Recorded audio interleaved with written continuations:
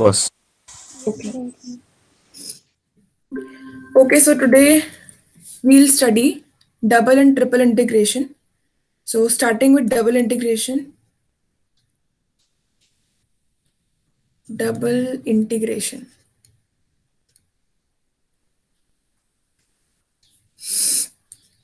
Okay. देखो, let us understand it through a question only.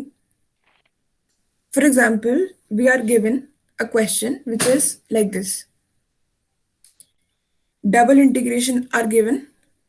We are given with a function like dy by dx divided by 1 plus x square plus y square, right? So it can be basically seen as 1 upon 1 plus x square plus y square dx by dy. Sorry dx dy, but हमने ये 1 और इनको multiply कर दिया तो इसलिए ऐसे लिखा है. ओके, एक minute. Okay, so the question that is given to us is this one is the function and the limits are given as 0, under root 1 plus x square, then 0, 1, 0 to 1. Okay. Now, as we can see in this, just a second. Okay. Now, as we can see in this, कि हमारे पास दो variables हैं, ठीक है, x है और y है. तो क्या कोई मुझे बताएगा कि कौन सी वाली लिमिट x की है और कौन सी वाली लिमिट y की है इन दोनों में से? वो x की 0 है. The first one, 0 to First one. under root 1 plus x square. ये वाली x की है. Yes, boss. ओके. और किस किस को लगता है कि ये वाली जो लिमिट है ये y की है? ये वाली ये y की है. Y की बॉस वाई की है।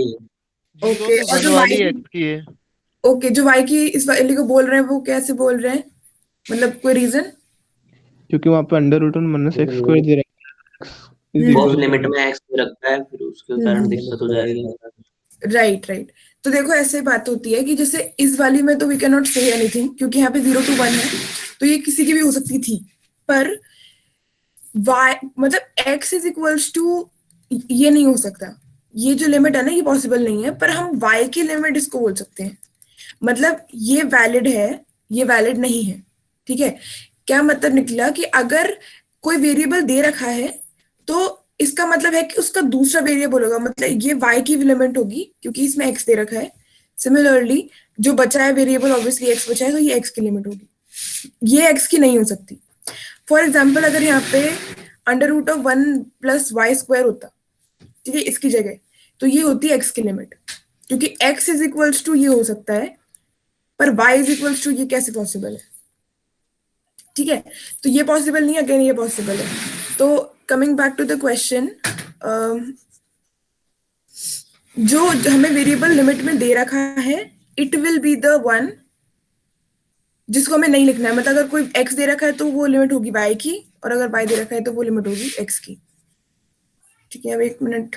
बॉस अगर under root 1 plus x square की जगह सिर्फ कोई नंबर होता जैसे 2, तो फिर देखो उन्हें कुछ ना कुछ स्पेसिफाई तो करना पड़ेगा, मतलब वो एकदम, क्योंकि बाय द वे अगर ऐसे होता, वैसे तो ऐसे मेरे ख्याल से होता नहीं है क्योंकि उन्हें स्पेसिफाई तो करना पड़ेगा, एक को वो देंगे तभी अपन दूसरे को गैस कर पाएंगे. पर बाय द वे अगर ऐसा होता है तो फिर वी गो लाइक दिस.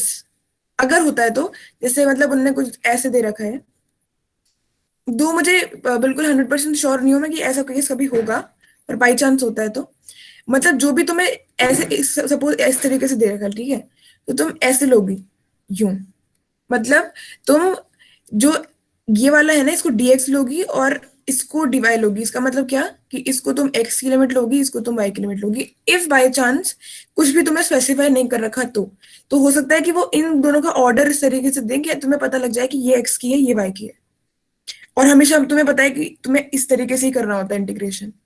ठीक है, और फिर ये तो बाय चांस अगर ऐसा होता है तो ये केस हो सकता है, पर आई डोंट थिंक कि ऐसा होता है कभी. यार वो यार मैं इसको अंडू करती हूँ, नहीं तो इतना टाइम लग जाएगा इसको रैप करने में. Okay, so coming back to the question, जैसे कि हमने देखा कि it will be this particular one will be the limit of y and this will be the limit of x. Just a second, let me close the door.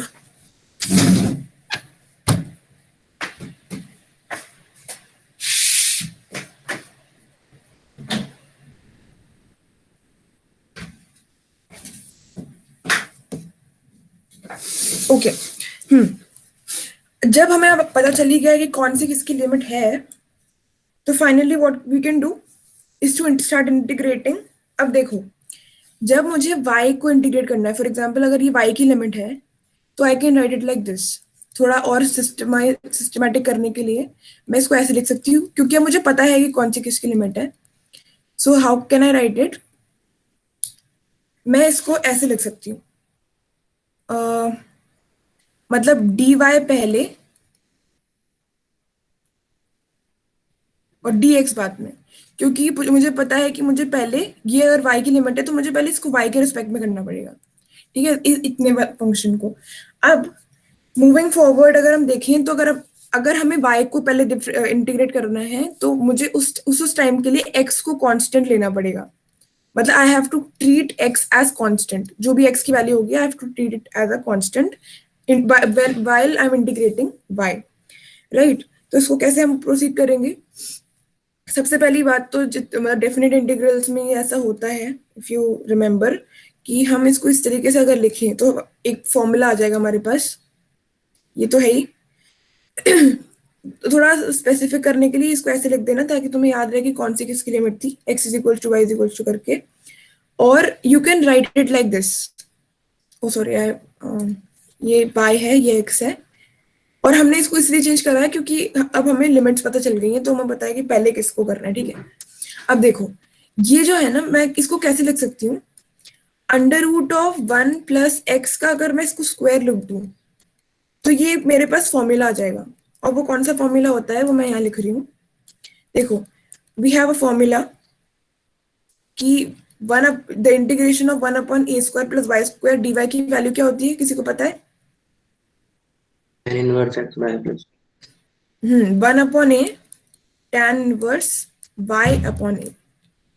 तो मैंने इस form में लाने के लिए और इस पर्टिकुलर फॉर्मूले को यूज करने के लिए मैंने इस वैल्यू को बस थोड़ा सा मॉडिफाई कर दिया. यहाँ तक किसी को प्रॉब्लम है? यहाँ तक no boss. no boss. Okay. अब देखो, मूविंग फॉरवर्ड अगर मुझे इसका आगे का स्टेप करना है, तो सबसे पहली बात तो लास्ट टाइम मैं लिख देती हूँ ताकि कंफ्यूजन ना हो. x is equals to 0 to 1, y is equals to 0 to under root of 1 plus x square. ठीक है, और dy dx under root of 1 plus x square का whole square plus y square. ठीक है, ये चीज थी हमारे पास लास्ट उसमें. अब देखो, जब मैं इसका इंटीग्रेशन स्टार्ट करती हूँ, इसका मतलब dy को करना है और इसको करना है, dx को भी छोड़ देना है, कोई कुछ नहीं करना है. सो अगर मैं इसका इंटीग्रेशन स्टार्ट करती हूँ तो बस मुझे वो फॉर्मूले में पुट कर देनी है. तो it will be like this, 1 upon A tan inverse y upon a. ठीक है, a will be this, right? and इसकी लिमिट क्या है? 0 से under root 1 plus x square, क्योंकि हम y को कर रहे हैं. ठीक है, तो इसकी लिमिट भी y वाली रखेंगे. और फाइनली dx बाहर छोड़ दो, उसका कोई काम ही नहीं है, और इसकी लिमिट को भी. अब जब हम इसमें डालेंगे फाइनली इसकी limits, so it will B, जब हम इसको डालेंगे, इसको अपर लिमिट के लिए डालेंगे, so it will be equal to this tan inverse. ये हो जाएगा when we will put y in here, it will be 1.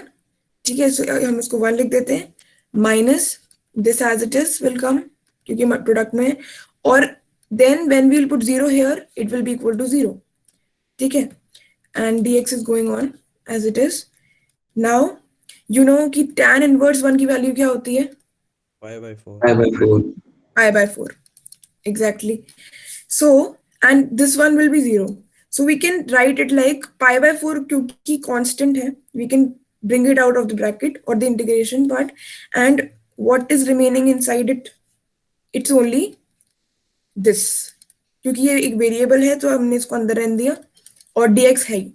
तो जो जो भी हमारे पास एक कांस्टेंट आया था विच इज पाई बाय 4, हमने उससे बाहर निकाल दिया, and the rest of it is inside the integration. Now we'll integrate it with respect to, अब तो हमें नॉर्मल इंटीग्रेशन की तरह करना है, क्योंकि भले ही हमारे पास सिर्फ x रह गया है और x की लिमिट रह गई है, पर ये अब नॉर्मल इंटीग्रेशन ही है। तो इसका जो इंटीग्रेशन होता है वो होता है log x plus under root of 1 plus x square. ये भी एक फॉर्मूला था, ठीक है, याद आ गया ये वाला सबको, 1/1 प्लस ए स्क्वायर प्लस एक्स स्क्वायर वाला फॉर्मूला। Yes boss. ठीक है, तो अब फाइनली अब तो पता है क्या करना है। ये one, when you will put 1 here you will get something like this. Okay, मैं नेक्स्ट पेज पे लिखूंगी, यहाँ पे जगह नहीं है, तो यहाँ तक सब लोग लिख लो, और जब लिख लो तब मुझे बताना, I will move forward. Boss ये सेकंड और थर्ड स्टेप एक बार और बता दो। अच्छा देखो, ये वाली ना, ये दोनों। Yes boss. ओके देखो, सबसे पहले क्या हुआ, ये मैंने लास्ट स्टेप ही लिख दी थी, ठीक है। अब मुझे क्या करना है कि इस पर्टिकुलर, क्योंकि मुझे अब पता है कि ये कौन किसकी लिमिट है, मतलब ये जो है ये y की लिमिट है, तो इसलिए मैंने dy वाला जो है ना, dy वाला जो इंटीग्रल है, फिर इसको जो भी बोलेंगे इंटीग्रल ही बोलेंगे शायद, इसको मैंने आगे लिख लिया, because I have to integrate this particular thing first of all, ठीक है, ट्रीटिंग x एज कांस्टेंट। अब जब मैं इसको इंटीग्रेट करूंगी ना, तो ये वाला जो है ये एक फॉर्मूला होता है आपका, ये जो मैंने यहाँ पर भी लिखा है, ये वाला, when you're integrating this particular part and you can see this one and this one are similar, अगर मैं इसको ऐसे लिखूं तो ठीक है, तो ये a स्क्वायर की जगह आपका है यहाँ पे ये √1 plus x square, right, and plus y square. So इसी वाले का जो फॉर्मूला है वो इसमें अप्लाई हो जाएगा, तो एग्जैक्टली वही सेम मैंने फॉर्मूला अप्लाई कर दिया है, 1/a जो कि है ये tan inverse y upon this a। So basically इसका जो फॉर्मूला होता है 1/a tan inverse of y upon a, मैंने उसको यहाँ पे लिख दिया है, ठीक है। अब क्या है कि मतलब I can write it like this. Now ये मैंने y की उसमें पहली बात तो इंटीग्रेट कर दिया है, लिमिट्स रह गई हैं ये वाली और ये वाली रखने के लिए, क्योंकि ये y की लिमिट्स हैं। मैंने जब इन दोनों को लिखा और मैंने जब इन दोनों को यहाँ पुट किया, so I will have first of all when I'll put in the place of y, when I'll put this value which is under root of 1 plus x square, this and this will cancel out, right। जब मैं यहाँ पे रख दूंगी इसकी value upper limit के लिए, तो ये और ये कैंसिल हो जाएंगे, और जब ये और ये कैंसिल हो जाएंगे तो I will have tan inverse 1 remaining, minus lower limit के लिए जब मैं 0 पुट करूंगी y की जगह तो it will be 0। So finally I will have this. So अगर 0 से कुछ भी चीज मल्टीप्लाई होगी तो वो भी 0 हो जाएगी। So I will be remaining with only this part. tan inverse 1 की वैल्यू मुझे पता है कि π/4 होती है, बस एक ही चीज है, वेरिएबल जो यहाँ पे है ये, इसको मैंने इंटीग्रेशन के अंदर रहने दिया, और हमें पता है कि x की लिमिट और ये dx वाला इंटीग्रल अभी भी रिमेनिंग है, तो हम उसको फर्दर इंटीग्रेट कर देंगे। अब आगे समझ में? ओके बॉस, आ गया समझ। ओके, नाउ मूविंग फॉरवर्ड, इसका अगर when I finally put the values in it, जो ये लास्ट स्टेप हमारा था, ऐसे मैं लिख रही हूँ, एक minute, 1 plus x square 0 to 1, ठीक है। अब when I'll put the value of 1 in the place of x everywhere, so I will get something like log 1 plus under root 2, right, minus when I'll put 0, so it will be log 1, क्योंकि 0 plus 1 will be equal to 1, है ना, और log 1 की value सभी को पता है कि 0 होती है, exactly. So when we know कि log 1 की वैल्यू होती है 0, so finally we are left with only this as answer, π/4, एक minute, π/4 log of 1 plus under root 2। So ये हमारा आंसर है, ठीक है, समझ में आ गया? Yes boss. सो यहाँ इस तरीके से हम करेंगे। देखो यहाँ से तो बहुत इजी हो जाएगा, क्योंकि यहाँ से तो नॉर्मल इंटीग्रेशन है, बस हाँ ये है कि थोड़े से ये जो फॉर्मूलेज हैं ये है, और इनको एक बार याद कर लेना, गूगल पे सर्च मार लेना या कहीं पे लिखे होंगे तुम्हारे 12th वगैरह के लिए, तो इनको एक बार, क्योंकि क्या काम आते हैं जब भी तुम देखोगे ना इस टाइप में या इस टाइप में बहुत काम आते हैं, तो इनको याद रख लेना पहली बात तो। दूसरी बात सिंपल सा है कि स्टार्टिंग से हमें पहली बात तो ये देखना है कि कौन सी वैल्यू, कौन सी लिमिट है, कौन सी लिमिट है। फॉर एग्जाम्पल इसमें हमने देखा कि ये y है तो ऑब्वियसली x होगी। फिर हमने, मतलब अगर मुझे ये पता है कि ये y है तो अच्छा रहेगा कि मैं इसको y के पहले रिस्पेक्ट में कर दूं, ठीक है, तो इसलिए मैंने y को पहले लिख दिया।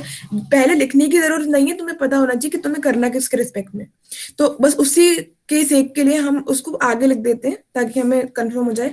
फिर when you start integrating it, you get to know कि यहाँ पे एक फॉर्मूला लग पा रहा है, तुम वो रख दोगे, लिमिट रख दोगे, तो तुम्हारे पास एक ऐसी डिजिट वो आ जाएगी जिसे तुम फाइनली इंटीग्रेट करके you will get the value. ठीक है, तो ये होता है बेसिक डबल इंटीग्रेशन की तुम कैसे करोगे। नाउ इस पे तुम प्रैक्टिस कर लेना। सिमिलरली बिल्कुल ऐसे ही करनी है, पहले लिमिट्स पता लगा लेना किस कौन कौन से वेरिएबल्स की हैं, then you will start it. कहीं ना कहीं फॉर्मूला लगते हैं ज्यादातर, मतलब जनरली लगते ही हैं, और फिर बस एक बार तुमने एक रिस्पेक्ट में कर लिया और वैल्यू पुट कर दी तो you will be left with only one, और फिर तुम्हें बस उसके लिए इंटीग्रेट करना है और उसकी लिमिट फाइंड करनी है। ठीक है, this was the basic double integration that we have, right? Now the next thing is change of order of integration.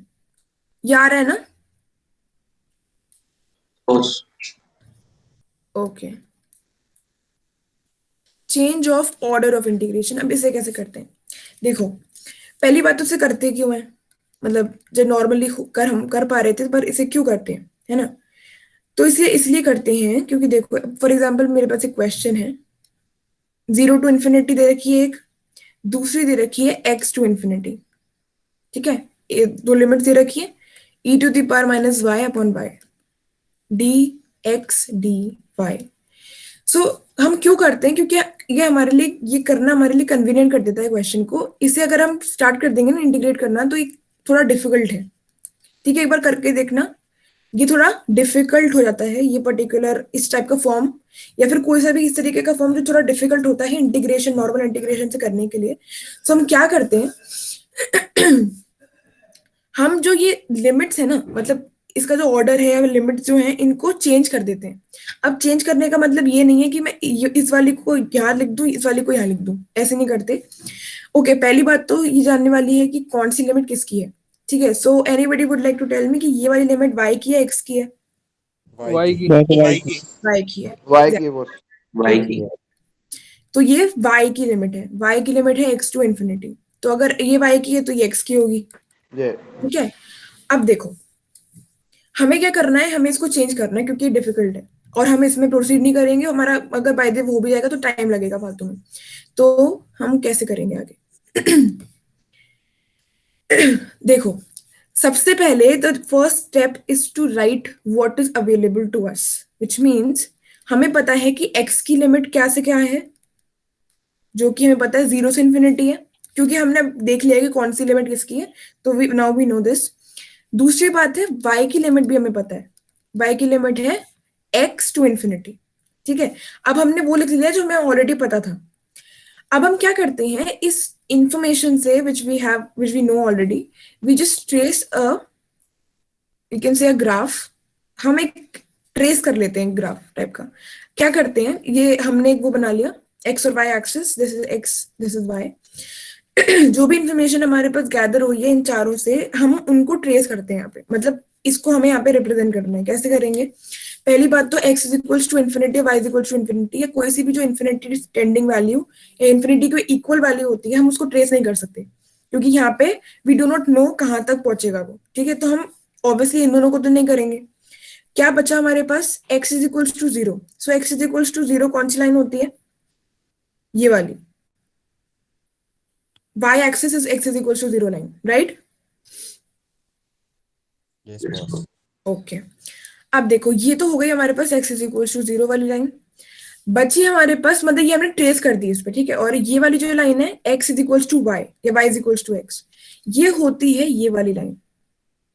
Oh sorry मैं थोड़ा सा गलत बना दी, मतलब ये जो है ना ओरिजिन से ओरिजिन से ऐसे पास होगी, बिल्कुल बीच और बीच से। X is y is equals to x मतलब 1 इज इक्वल्स टू 1, मतलब ये भी 1, ये भी 1, 2 2 3 3। सो क्या करेंगे हम, जब हम देखेंगे ना इसको ट्रेस करेंगे तो ये ऐसे ही आएगा और नेगेटिव में भी ऐसे आएगा। तो एक ही हमारे पास स्ट्रेट ऐसी लाइन बन जाएगी तो जो इंटरसेक्ट करेगी इस वाले क्वाड्रेंट को इस वाले क्वाड्रेंट को। So this particular line is known as y is equals to x line. ठीक है, हम इसको क्या बोलते हैं, y is equals to x line. तो हमने एक तो ये ट्रेस कर दी, एक ये ट्रेस कर दी। अब देखो जो हमारे पास मतलब ये दोनों जो लाइन है ना, अभी अभी 4 तो है नहीं, we are left with only 2 lines. So इन दोनों के बीच का जो एरिया होता है वो एरिया है जो हमारे काम का है, विच मीन्स दिस वन, ये एरिया है हमारे काम का।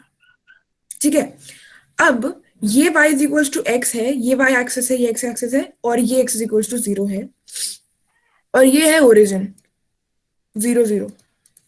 ठीक है, अब हमें हमारे पास आइडिया आ गया कि हमें क्या करना है।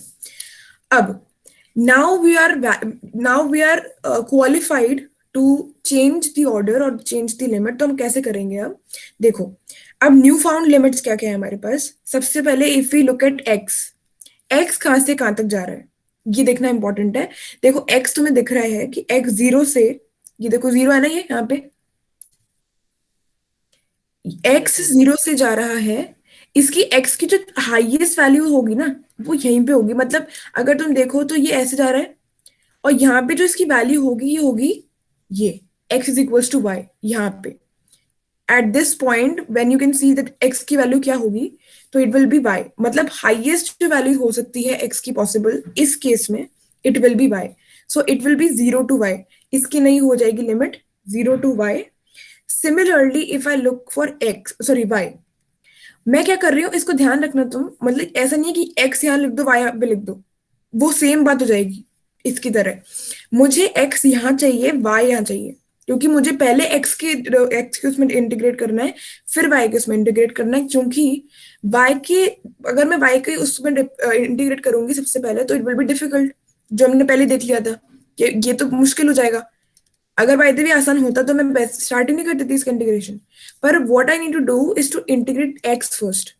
That is why the limit which I will put here inside it will be x, and the limit which I will be putting outside it will be y। अब y की लिमिट अगर हम देखें तो इट विल बी फ्रॉम 0। अब y को देखो, y है यहाँ पे 0 फर्स्ट ऑफ ऑल y, और y जा रहा है इंफिनिटी तक, क्योंकि y की कोई लिमिट नहीं है। x की तो एक पर्टिकुलर वैल्यू है यहाँ पे, पर y की कोई वैल्यू नहीं है, तो y is equals to infinity. x की वैल्यू है 0 टू y, क्योंकि ये यहाँ पे इंटरसेक्ट हो रहा है, पर y की वैल्यू यहाँ तो इंटरसेक्ट हो रही है, यहाँ तो 0 है, पर ऊपर कोई वैल्यू नहीं है y की। ये जो वैल्यू तुम्हें दिख रही है सिर्फ एक की लाइन है, या फिर हम ये बोल सकते हैं कि x की वैल्यू है y, पर y की कोई ऊपर वाली वैल्यू नहीं है, इससे हम उसको बोलेंगे y की वैल्यू है मतलब हायर जो लिमिट होगी वो होगी इंफिनिटी। और अंदर हम लिख देंगे इसको जो हमारे पास था। अब तुम्हें पता है कि तुम्हें सबसे पहले x के उसमें करना है, तो पहले x को लिखो और फिर y को लिखो। मतलब ये x की लिमिट है तो तुम्हें पहले x को करना है और फिर तुम्हें y को करना है। ठीक है, तो इस तरीके से हम इसको ये बनाते हैं ताकि हमारे लिए इंटीग्रेट करना आसान हो जाए। यहां तक आ गई बात समझ में? Yes boss. Yes boss. Okay, now अगर if you proceed further, so y की वैल्यू, ओके मैं एक बार लिख देती हूँ क्या था हमारे पास पीछे। ये देखो, we were given with something like this. Now look, सबसे पहले मैं किसको करूंगी, x को डिफरेंशिएट सॉरी इंटीग्रेट करूंगी। मैं सॉरी बार बार डिफरेंशिएट बोल रही हूँ पर ये इंटीग्रेट है। तो writing this as it is, क्योंकि मुझे पहले x को इंटीग्रेट करना है, इस वजह से जो भी y वाला चीज है उसको मैं कांस्टेंट की तरह ट्रीट करूंगी। मतलब I do not have to do anything with it. Talking about x, हमें पता है कि यहाँ पे 1 होगा इनटू में, ठीक है, हम ले सकते हैं 1। तो हम क्या करेंगे, यहाँ पे 1 का इंटीग्रेशन क्या हो जाता है x, ठीक है, और हम लिमिट रख देंगे 0 टू y, क्योंकि हमें पता है कि x की लिमिट क्या है, and we are left with dy। तो ये वाला स्टेप आ गया सबको समझ में? Yes boss. Yes boss. Okay, अब जब हमें ये वाली बात पता चल गई है तो finally we can put the value और द लिमिट इनसाइड इट। इसको एज इट इज रख दो और यहाँ पे ऊपर वाली लिमिट रखेंगे तो y, लोअर लिमिट रखेंगे तो 0। ठीक है, और ये क्योंकि y है और ये भी y है तो ये दोनों कैंसिल हो जाएंगे आपस में। And finally y is equals to 0 to infinity is the limit e to the power minus y dy। ठीक है, this is the integral we are left with. And finally we know what is the integration of this one, it is minus e की power minus one. Right. And ऊपर वाली limit है infinity, this is 0। So finally minus को बाहर रहने दो, e to the power minus infinity minus e to the power minus 0। So plus one आएगा वो इसका आंसर। करेक्ट, +1। ठीक है, सो ये हो जाएगा हमारे पास आंसर। तो इसमें भी उसी तरीके से हमने क्या किया, पहले तो थोड़ा सा इसमें चेंज ये था नॉर्मल डबल इंटीग्रेशन से कि यहाँ पे y के उसमें वो करना, क्योंकि ये y है प्राइमरीली, ये y है तो हम y के उसमें इंटीग्रेट करते तो थोड़ा सा डिफिकल्ट था। तो we thought of differentiate integrating in terms of x first of all. So इसलिए हमने ये ऑर्डर चेंज करा, जो भी इंफॉर्मेशन गिवन थी उसको एक ग्राफ में ट्रेस कर दिया। वॉट एवर वी आर मतलब जो भी अब हमें रीजन मिला है उसके हिसाब से हमने new found limits of x and y रख दी। x की पहले रखी मतलब अंदर रखी, y की बाहर रखी, because we need to integrate x first and then y, and then finally when we have done it हमने वैल्यू पुट कर दी and finally we got an integral which was easy to solve. तो can we move forward now? Yes, boss. Okay. Boss देखो अब इसी तरीके का एक और क्वेश्चन है ताकि ये वाला कॉन्सेप्ट तुम्हारे समझ में आ जाए एकदम अंदर तक। We are given with the limits as 0 and 1 and e to the power x and e। ठीक है, 0 to 1 e to the power x to e, 1 upon log y dx dy। Again सबसे पहले तो लेट अस सी कि हमारे पास क्या information given है। ये वाली तो क्योंकि तुम्हें दिख रहा है कि यहाँ पे e to the power x है तो it will be definitely the limit of y, right. So y is equals to e to the power x to e to e, and then if it is of y then it will be of x is equals to 0 to 1। again integrating this particular integral is again we can say sort of difficult। so अब हम क्या करेंगे, अब हम again we'll try to change the order of that particular question। so तुम्हें पता है कि what is the information given to you, x is equals to 0, x is equals to 1, ये हो गई इनकी लोअर और अपर लिमिट x की। y is equals to e to the power x, y is equals to e, ये हो गई lower limit और upper limit respectively। now again you have to trace it on the graph। so एक तुम Cartesian type का वो बना दोगे, x y एक्सेस हो गई। you all know that this particular intersection is called origin 0 0 जिसके कोऑर्डिनेट्स होते हैं। अब देखो x is equals to 0, x is equals to 0 कौन सी लाइन होती है, ये वाली y एक्सिस वाली। ठीक है, ये वाली हो गई x is equals to 0 वाली line. x is equals to 1 if you want to see it is this one। ठीक है, ये वाली होती है x is equals to 1, क्योंकि जब हम x की वैल्यू 1 रखेंगे तो मतलब मैं ले रही हूँ कि ये यहाँ तक 1 चल रहा है। ठीक है, तो ये वाली कौन सी हो गई, ये x is equals to 1, ये वर्टिकल लाइन ही होगी ना x is equals to 1। Yes boss correct. Now हमने इसको कर दिया है, मतलब इसको ट्रेस कर दिया एक तरीके से, इसको भी कर दिया है। Now let us try to trace this one, y is equals to e to the power x। तो ये एक एक्सपोनेंशियल फंक्शन है। सो इसकी कुछ ऐसे होती है, कैसे, एक मिनट रुकना, 0 to 1 इसकी ऐसे होगी। ठीक है, एक एक्सपोनेंट के फॉर्म में होगी जहां पे ये दोनों, ये particular x is equals to 1 वाली लाइन और ये जो चल रही है तुम्हारी y is equals to e to the power x वाली लाइन, ये यहाँ पे एक जगह पे इंटरसेक्ट करेगी। ठीक है, अब तुम देखो कि ये वाला जो पॉइंट है ना, ये वाला, it is a coordinate which is called 0,1, क्योंकि ये यहाँ पे तो 0 है, 0 कोऑर्डिनेट मतलब x तो 0 है, इसकी वैल्यू 0 है, पर y इज इक्वल टू 1। अब ये बस सोचना कि ये इतना 1 बड़ा और ये इतना, मतलब हम सिर्फ एक रफ सा वो कर रहे हैं, शो कर रहे हैं कि कैसे हो सकता है। So if you have to, for example, अगर ये 0,0 है, ये 0,1 है, और मुझे, अगर मुझे यहाँ पे वो करनी है 0 इज इक्वल टू ई वाली लाइन, सॉरी 0, ई वाली लाइन, तो ये यहाँ पे आएगी, क्योंकि ये वाली जो पॉइंट है ना, मतलब ये 1 है, अगर तुम्हारे पास ई पॉइंट है, फॉर एग्जाम्पल, क्योंकि ई तुम्हारे पास वैल्यू होती है समथिंग 2.7, राइट, इस तरीके की कुछ वैल्यू होती है, तो तुम्हारे पास ई यहाँ पे आएगा। अगर ये 1 है, ये ई है, तो 1, ई वाला जो पॉइंट है वो यहाँ होगा। ये थोड़ा सा कॉम्प्लिकेटेड इसलिए है क्योंकि इसमें वी हैव ई, तो हमारे पास एक्सपोनेंट है, right, so it is slightly complicated कि हम इसमें कैसे कर रहे हैं। पर x इज इक्वल टू 0 ये वाली है, x इज इक्वल टू 1 वाली लाइन ये है, इसको हमने जब ग्राफ इस पे ट्रेस करा तो it will B this exponent वाली लाइन, जहां पे ये दोनों इंटरसेक्ट करेंगी इट विल बी 1, ई। हम इस पॉइंट को निकालने के लिए ये दोनों लिख रहे हैं क्योंकि हमें पता नहीं कि कौन सा पॉइंट है, ठीक है, तो उस हिसाब से हम देख रहे हैं कि ये कौन सा पॉइंट होगा, ये होगा 0, ई।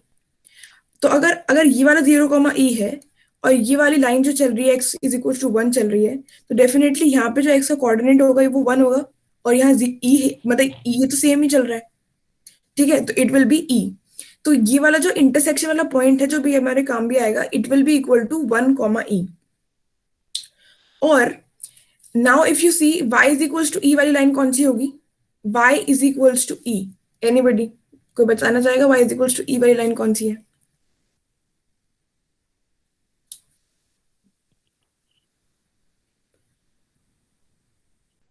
देखो अगर x वाई वाली हो वाई वाली वाई वाली हॉरिजॉन्टल लाइन जो है ये वाली ना, हाँ तो अब मतलब थोड़ा सा ये इसलिए वो है क्योंकि यहाँ पे एक ये वाला हमारे पास लाइन थी, एक ये लाइन है, एक ये है, एक ये है, तो अगर तुम्हें दिख रहा है साफ कि इसमें कौन सा रीजन वो है जो हमारे काम का है, तो ये वाला रीजन काम का है, ठीक है। तो बेसिकली इससे इससे इससे और इससे finally we get to know that this is the region that we are going to work in. ये रीजन है जिसमें हमें काम करना है। ये वाली जो लाइन चल रही है एक्सपोनेंट वाली, ये y is equal to e to the power x है। तो फाइनली ओके, अब हमें पता है कि हमें क्या करना था, हमें इसको पहले x बनाना है क्योंकि यहाँ पे ये y थी, तो अब यहाँ पे अंदर वाली साइड पे हमें x लिखना है क्योंकि हमें पहले x के उसमें इंटीग्रेट करना है, और बाहर वाले को हमें y के उसमें लिखना है, ठीक है, मतलब x की लिमिट अंदर, y की लिमिट बाहर। तो अगर x की लिमिट अंदर लिखनी है तो x की लिमिट क्या होगी, पहली बात तो x की लिमिट कहाँ से कहाँ जा रही है, ये देखो x यहाँ पे क्या है, क्योंकि हमारा रीजन ये है काम का, तो x यहाँ पे क्या है, 0। 0 और x कहाँ तक जा रहा है, ई तक। ई तक। एक मिनट रुको, x नहीं ई तक नहीं जा रहा है यार, एक मिनट, ये ना एक उसमें ये है, ये 0 ही तो है ऊपर भी। रुको रुको रुको एक मिनट रुको, y is equals to 1 2 वो नीचे लॉग वाई से स्टार्ट हो रहा है, ऊपर 0। देखो देखो इस पे जीरो ये डिपेंड बहुत करता है, y is equal to e पे x पे डिपेंड करता है। हाँ, अब एक मिनट मेरी बात भी सुन लो, मैं ये बोल रही थी कि तुमने जो वो बताया था ना, मतलब कि देखो y की अगर हम देखें तो यहाँ पे कौन सी वैल्यू दिख रही है तुम्हें, y की 1 y की कौन सी लिमिट है यहाँ पे, 0 वो नहीं। ई सॉरी राइट ई है, तो 1 to e तो हो गई y की। अब तुम्हें x की लिखनी है, अब x की तुम यहाँ से नहीं देखोगे क्योंकि ये तो y की लिमिट चल रही है, तुम x की इधर देखो, मतलब तुम्हें x की ऐसे देखनी है यूं, क्योंकि x यहाँ पे है, ठीक है। अब एग्जैक्टली यूं तो नहीं देख सकते, तो तुम्हें यहाँ पे देखना है, मतलब यहाँ तक कहाँ तक पहुंच पा रहा है x। अब देखो अगर तुम देखो यहाँ तक तो x यहाँ पे पहुंच रहा है। अब यहाँ पे तुम्हारे पास x की वैल्यू क्या है, क्योंकि ये जो पर्टिकुलर पॉइंट है वो है, यू कैन से कि ये 1 to e चल रहा है, ठीक है। अब तुम ये भी नहीं बोल सकते कि x की वैल्यू 1 है, क्योंकि x की वैल्यू 1 तो इसके लिए है, और तुम्हारे पास ये रीजन नहीं है, तुम्हारे पास तो इतना सा है यहाँ पे ये पॉइंट, तो बेसिकली तुम्हारे पास x की जो है ना तुम इसमें से निकालोगे, log y। x की तुम्हारे पास आएगी log y, क्योंकि तुम x इज इक्वल्स टू 1 भी नहीं बोल सकते। अगर तुम यहाँ इस पॉइंट को देखो x इज इक्वल्स टू 1 तो ये लाइन है, पर ये तुम्हारे पूरे काम की थोड़ी, तुम्हारे काम तो सिर्फ इतना सा आ रहा है। अगर हम इस रीजन को देखें तो तुम्हारे काम x इज इक्वल्स टू 1 पूरी लाइन आ ही नहीं रही।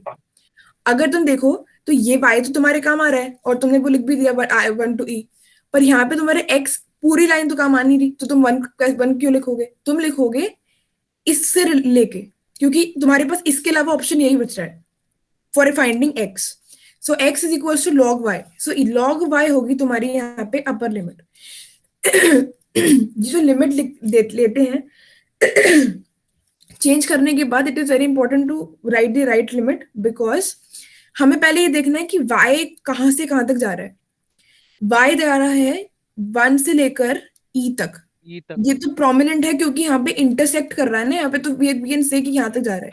और कहीं भी ऐसा भी तुम नहीं देखोगे कि इन्फिनिटी है, क्योंकि हर जगह इंटरसेक्ट तो यहाँ पे भी कर रहा है, यहाँ पे भी कर रहा है, यहाँ पे भी कर रहा है, यहाँ पे भी कर रहा है। x की वैल्यू 0 है क्योंकि यहाँ पे स्टार्ट थी, कहाँ बोल सकते हैं, हाँ यहीं पे, पर ये जा रहा यहाँ तक रही है, यहाँ पे 1 नहीं ले सकते तुम, तो तुम्हारे पास ऑप्शन रहता है log y वाला। यहाँ तक समझ में आया थोड़ा सा किसी को? यस बॉस, आ गया पूरा। ठीक है। 1 अपॉन log y और dx dy तुम एज इट इज लिख दोगे। सॉरी मेरा थोड़ा गला खराब हो रहा है अभी। तो अगर मैं इसके आगे बढ़ूं, सो लास्ट हमारे पास ये था y is equals to 1 to e, x is equals to 0, log y 1 upon log y dx dy। ठीक है, अब अगर मैं इसको फाइनली स्टार्ट करूं, इसको x के रिस्पेक्ट में डिफरेंशिएट करना, सॉरी इंटीग्रेट करना, so I will have this as constant, I will treat it as a constant, and क्योंकि यहाँ पे 1 होगा मैं इसको लिख सकती हूँ x 0 to log y, क्योंकि इसकी लिमिट ये है, एंड फाइनली dy। नाउ बाकी मैं इधर लिखती हूँ next step. So y is equals to 1 to e 1 upon log y, x की वैल्यू log y होगी, मतलब upper limit -0, so this and this will get cancelled out, and finally what we are left with, only 1 inside the integral,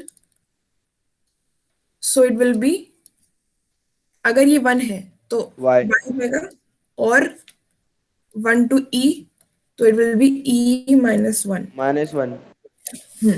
e minus 1। ठीक है, तो इस तरीके से हम बोल सकते हैं कि it will be the answer, ये वाला जो है तुम्हारे पास ये आंसर है। एक्सक्यूज मी बॉस, हम्म एक बार वो ग्राफ वाला बता दोगे, उससे वो लिमिट चेंज हुई, वो समझ में नहीं आया। हाँ, ये वाला इसमें इसलिए कॉम्प्लिकेटेड है क्योंकि इसमें एक्सपोनेंशियल वाली चीज आ गई ना, तो वो हमारे लिए थोड़ा गैस करना मुश्किल हो रहा है। ठीक है, एक बार मैं ऐसे करती हूँ, मैं इस वाले को रब करती हूँ, फिर से एक बार ट्राई करती हूँ एक्सप्लेन करने का। बॉस ये है, मतलब जहाँ पे भी लिमिट चेंज करते हैं वहां पे ग्राफ बनाना जरूरी रहता है क्या? हाँ, क्योंकि हमें रीजन निकालना पड़ता है, अगर हम ये नहीं करेंगे तो फिर हम लिमिट कैसे चेंज करेंगे? ओके वो। और मतलब ये पता है ऐसे मतलब तुम्हें बनाना तो पड़ेगा, मतलब बना लेना, पर रफ होता है, मतलब इसमें कोई तुम्हें मेजर वेजर नहीं करना, तुम्हें बस ऐसे देखना है कि कहाँ से कहाँ तक जा रहा है, तुम्हें बनाना है, पर मतलब टीचर को पता होना चाहिए कि तुमने बना के देखा है। अब तुम रफ में बनाओ, कहाँ भी कैसे बनाओ, पर वो दिखना चाहिए कि तुमने बनाया है, क्योंकि बिना बनाए तो कैसे निकालोगे। अब देखो, तुम्हारे पास ये 4 चीजें हैं, ठीक है, you have to plot these 4 things. अब तुम कैसे करोगे? सबसे पहले तो x is equals to 0, x is equals to 0 कौन सी लाइन है? ये वाली, इतना क्लियर है? Yes boss. Yes boss. Okay, अब x इज इक्वल्स टू 0 ये वाली लाइन है, x इज इक्वल्स टू 1 ये वाली लाइन है जो ऐसे जाएगी। ठीक है, फॉर एग्जाम्पल अगर मैं इसको 1,0 कोऑर्डिनेट ले लूं इस वाले को, तो x इज इक्वल टू 1 ये वाली लाइन है, ठीक है। अब ये दोनों तो हमें पता चल गया। अब अगर मैं देखूं y is equal to e to the power x को मुझे वो करना है, क्या बोलते हैं, प्लॉट, ठीक है। नाउ इफ यू सी, अगर मैं इसकी वैल्यू रखूं, for example let me write the value of y as, या फिर मैं x की वैल्यू 0 रखती हूँ फॉर एग्जांपल इस वाले केस के लिए, क्योंकि अगर मुझे प्लॉट करना है, मुझे ये तो पता है कि एक्सपोनेंट है, एक्सपोनेंशियल फंक्शन है, और ये इस तरीके से जाएगा, पर कहाँ से जाएगा, मतलब इसका कौन सा वाला पार्ट इंटरसेक्ट होगा। तो फॉर एग्जांपल अगर मैं x की वैल्यू 0 रखती हूँ, ठीक है, initially, so what will be the value of y, e to the power 0 कितना होता है, 1। 1 तो इसका मतलब क्या निकल रहा है कि 1 e टू द पावर 0, मतलब ये इस तरीके से बन रहा है। इसका क्या मतलब हुआ कि मुझे ना यहाँ पे एक ऐसे पॉइंट पे रखना पड़ेगा 0,1 वाले पे, जहां पे क्योंकि तुमने देखा कि जब मैंने 0 रखा x की वैल्यू, तब मेरे पास y की वैल्यू क्या आई, 1। तो इसलिए मैं इसे 0,0 से स्टार्ट नहीं कर सकती, इस वाले एक्सपोनेंट को। मुझे पता तो है कि ऐसा कर्व बनेगा, पर मैं इसे स्टार्ट ओरिजिन से नहीं कर सकती, क्योंकि जब मैं इसकी वैल्यू 0 रखूंगी x की, तो I have to take y as 1 only. Similarly अगर तुम x की वैल्यू 1 रखते, तो e टू द पावर 1 कितना होगा, 2.7 समथिंग होती है ना e की वैल्यू। Yes boss. तो अब 1 रखने का कोई मतलब इसलिए नहीं, क्योंकि तुम और ऊपर से स्टार्ट करोगे तो तुम्हारा ग्राफ और ऊपर बढ़ जाएगा, तो इसलिए हमने x is equal to negative ना रख के कुछ वैल्यू, बस सिंपल सा 0 रख दिया। तो अब तुम्हें पता है कि जो एक्सपोनेंट है वो स्टार्ट यहां से होगा, because when you put the value of x is equal to 0, you will get the value of y as equals to 1. So you will have to draw it something like this, जो कि ऐसे start होगा, यहाँ से आएगा और यहाँ तक जाएगा। अब ये जाएगा तो ऊपर तक, मतलब पता नहीं कहाँ तक जाएगा, और ये वाली लाइन भी, ये पूरी इन्फिनिटी तक चलेंगी, पर हमें क्योंकि एक इंटरसेक्शन पॉइंट चाहिए, क्योंकि हमें तो कुछ एक रीजन निकालना है बस, हमें कोई मतलब नहीं कि वो कहाँ तक जाएगा। तो ये वाली लाइन क्लियर हो गई है, ये वाली लाइन क्लियर हो गई है, यहाँ पे हमने क्यों 0 से 1 स्टार्ट किया है वो भी सही है, ठीक है। यहाँ तक पहुंच गई हमारी बात। अब if you have to see one thing, कि अब हमने ये प्लॉट कर दिया, ये भी कर दिया, ये भी ट्रेस कर दिया, y is equals to e। अब तुम या तो ऐसे देख लो कि y is equals to e, एक अगर मैं यहाँ पे 1 ले रही हूं, तो 2 कहीं यहाँ होगा एंड 2.7 कहीं यहाँ होगा, मान लो, ठीक है। तो अगर यहाँ पे मैं y is equals to e लूं तो चलेगा, क्योंकि y is equals to e मैं ऐसे बनाऊंगी।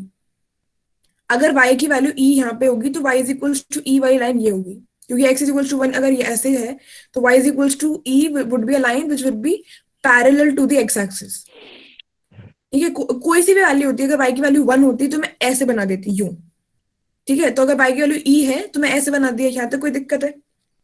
No boss. तो हमने इसको बना दिया, इसको बना दिया, इसको बना दिया, इसको बना दिया, ठीक है। अब तुम्हें ये भी पता है कि अगर मैं यहाँ पे y की वैल्यू e ले रही हूँ, मुझे तो कोऑर्डिनेट्स में लिखना है। कोऑर्डिनेट्स में क्या लिखूंगी मैं, 0 to e, क्योंकि यहाँ पे x की वैल्यू तो 0 है इस वाली एक्सिस पे, पर यहाँ पे y की वैल्यू क्या है, e, ठीक है। तो ये कोऑर्डिनेट मुझे पता चल गया है 0, e। This coordinate I know as 0,1। Now जो मेरे पास, अच्छा मुझे ये वाला कोऑर्डिनेट पता है 0,0, मुझे ये वाला कोऑर्डिनेट पता है 1,0। अब अगर तुम देख पाओ तो ये कौन सी लाइन चल रही है, x equals to 1 x is equals to 1, मतलब कोऑर्डिनेट x का क्या चल रहा है यहाँ पे पूरे टाइम, 1। और अगर तुम इधर से देखोगी तो y का कोऑर्डिनेट यहाँ पे क्या है, y का भी 1, e। नहीं, y का e है ना, ये देखो e है, e सॉरी। मतलब तुम्हें कैसे देखना है, तुम अगर यहाँ पे कोऑर्डिनेट सीखना चाहो ना, तो ये x, y होता है, मतलब तुम्हें यहाँ से y की क्या, मतलब x की क्या वैल्यू है, तो x की वैल्यू ये वाली होती है हमारे पास, x कोऑर्डिनेट है ये वाला, x कोऑर्डिनेट है हमारे पास 1, ठीक है। हर जगह वो x कोऑर्डिनेट 1 ही चल रहा है, ठीक है। तो इस वजह से हमने लिख दिया x कोऑर्डिनेट 1, और इधर है इस वाली, अगर उसको देखो तुम, तो ये वाली y कोऑर्डिनेट है हमारा इस पॉइंट के लिए, तो y कोऑर्डिनेट हो गया हमारा ये वाली लेंथ जो है e। अब आगे समझ में? Yes boss. So basically the region that we want in this question is this one, क्योंकि यही वो रीजन है जो इन चारों लाइंस को कवर करते जा रहा है। मतलब ये चारों लाइंस इसी को इन्फ्लुएंस कर रही हैं। एक ये लाइन है, एक ये लाइन है, एक ये लाइन है और एक ये लाइन है।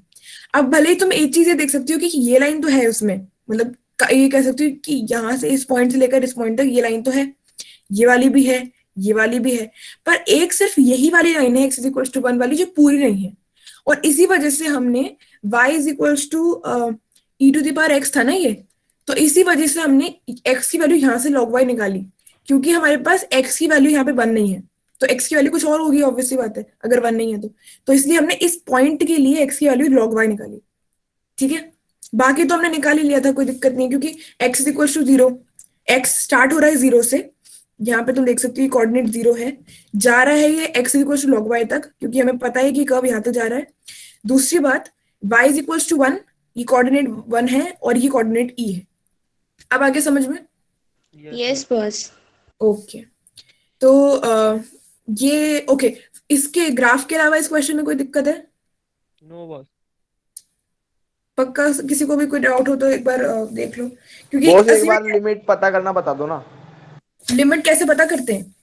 यस बॉस, में लेट हो गया था थोड़ा। अच्छा, मतलब तुम ये वाला बोल रहे हो ना कि मतलब यहाँ पे जब क्वेश्चन देते हैं तब कैसे पता लगती है limit? Yes boss, yes boss. Okay okay, देखो ऐसे होता है कि फॉर एग्जांपल मैं वही क्वेश्चन लेती हूँ स्टार्टिंग वाला जो लिया था, जैसे ये है तुम्हारे पास, कहाँ गया वो क्वेश्चन, हाँ जैसे ये है, देखो जब भी तुम्हारे पास, देखो जनरली ऐसा होगा कि तुम्हारे पास एक तो दे रखी होगी नॉर्मल नंबर्स में और एक दे रखी होगी एक वेरिएबल के साथ।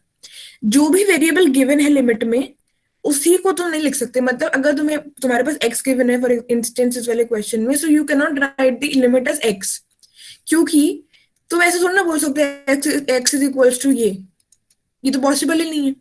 पर तुम ये जरूर बोल सकते हो कि y की लिमिट होगी, मतलब y की वैल्यू हो सकती है ये एक वैलिड इक्वेशन है, पर ये एक वैलिड इक्वेशन नहीं है। ठीक है, सो बेसिकली जो तुम्हारे पास वेरिएबल यहाँ पे गिवन है उसके जो दूसरा वेरिएबल है वो वाली लिमिट होगी। मतलब अगर तुम्हें x ऑपोजिट वेरिएबल वाला, राइट, अगर तुम्हारे पास x गिवन है तो ये लिमिट होगी y। फॉर एग्जाम्पल अगर यहाँ पे ये होता फॉर इंस्टेंस, तो तुम्हारे पास ये वाली जो लिमिट ये x की लिमिट होती। एग्जैक्टली, अगर तुम्हारे पास ये y है तो ये जो बची वाली लिमिट है ये x होगी।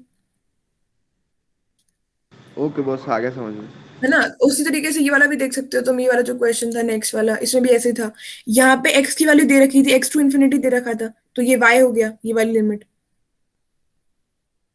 Yes boss. है ना। और उसी तरीके से x हो गई, और मतलब हम बस यही कर रहे हैं अभी इतनी देर से। Again e to the power x है तो ये y हो गया।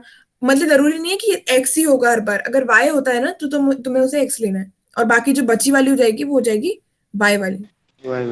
ठीक है, अब मूविंग फॉरवर्ड, एक मिनट रुकना बस यार, मैं अगर क्लास थोड़ी सी एक्सटेंड कर दूं क्योंकि है ना मुझे थोड़ा सा टाइम और लगेगा, तो बॉस 10 बजे तक ले लो, वैसे भी कोई दिक्कत नहीं है। कोई दिक्कत नहीं है बॉस। अच्छा क्योंकि उसको जूम वाली को तो हम वैसे भी ऑन करके छोड़ देते हैं। सही है। बहुत बॉस हमारा कल इसी का ही पेपर है। अच्छा, अभी कल तुम्हारे इसी का है? हाँ, yes, इसी बहुत का एक का ही पेपर है। इंटीग्रेशन और ट्रिपल इंटीग्रेशन का, ओहो। मैथ्स का। वैसे पता है ये इंटरेस्टिंग है, मतलब मुझे लगता है 4 ईयर ज्यादा इंटरेस्टिंग है ये वाला टॉपिक, यस बॉस है ये तो। है ना, क्योंकि 4 ईयर में काफी पता नहीं क्या है। अच्छा, अब देखो कार्टेशियन फॉर्म, और अब तुम्हारे पास जो नेक्स्ट टॉपिक है वो है, हाँ एक बात देख लेना यार, मैं क्वेश्चंस तो एक एक दो दो करा रही हूँ, बट तुम्हें हर एक कॉन्सेप्ट के क्वेश्चंस खुद भी ट्राई करने हैं, क्योंकि सिर्फ एक एक क्वेश्चन देख के नहीं होगा।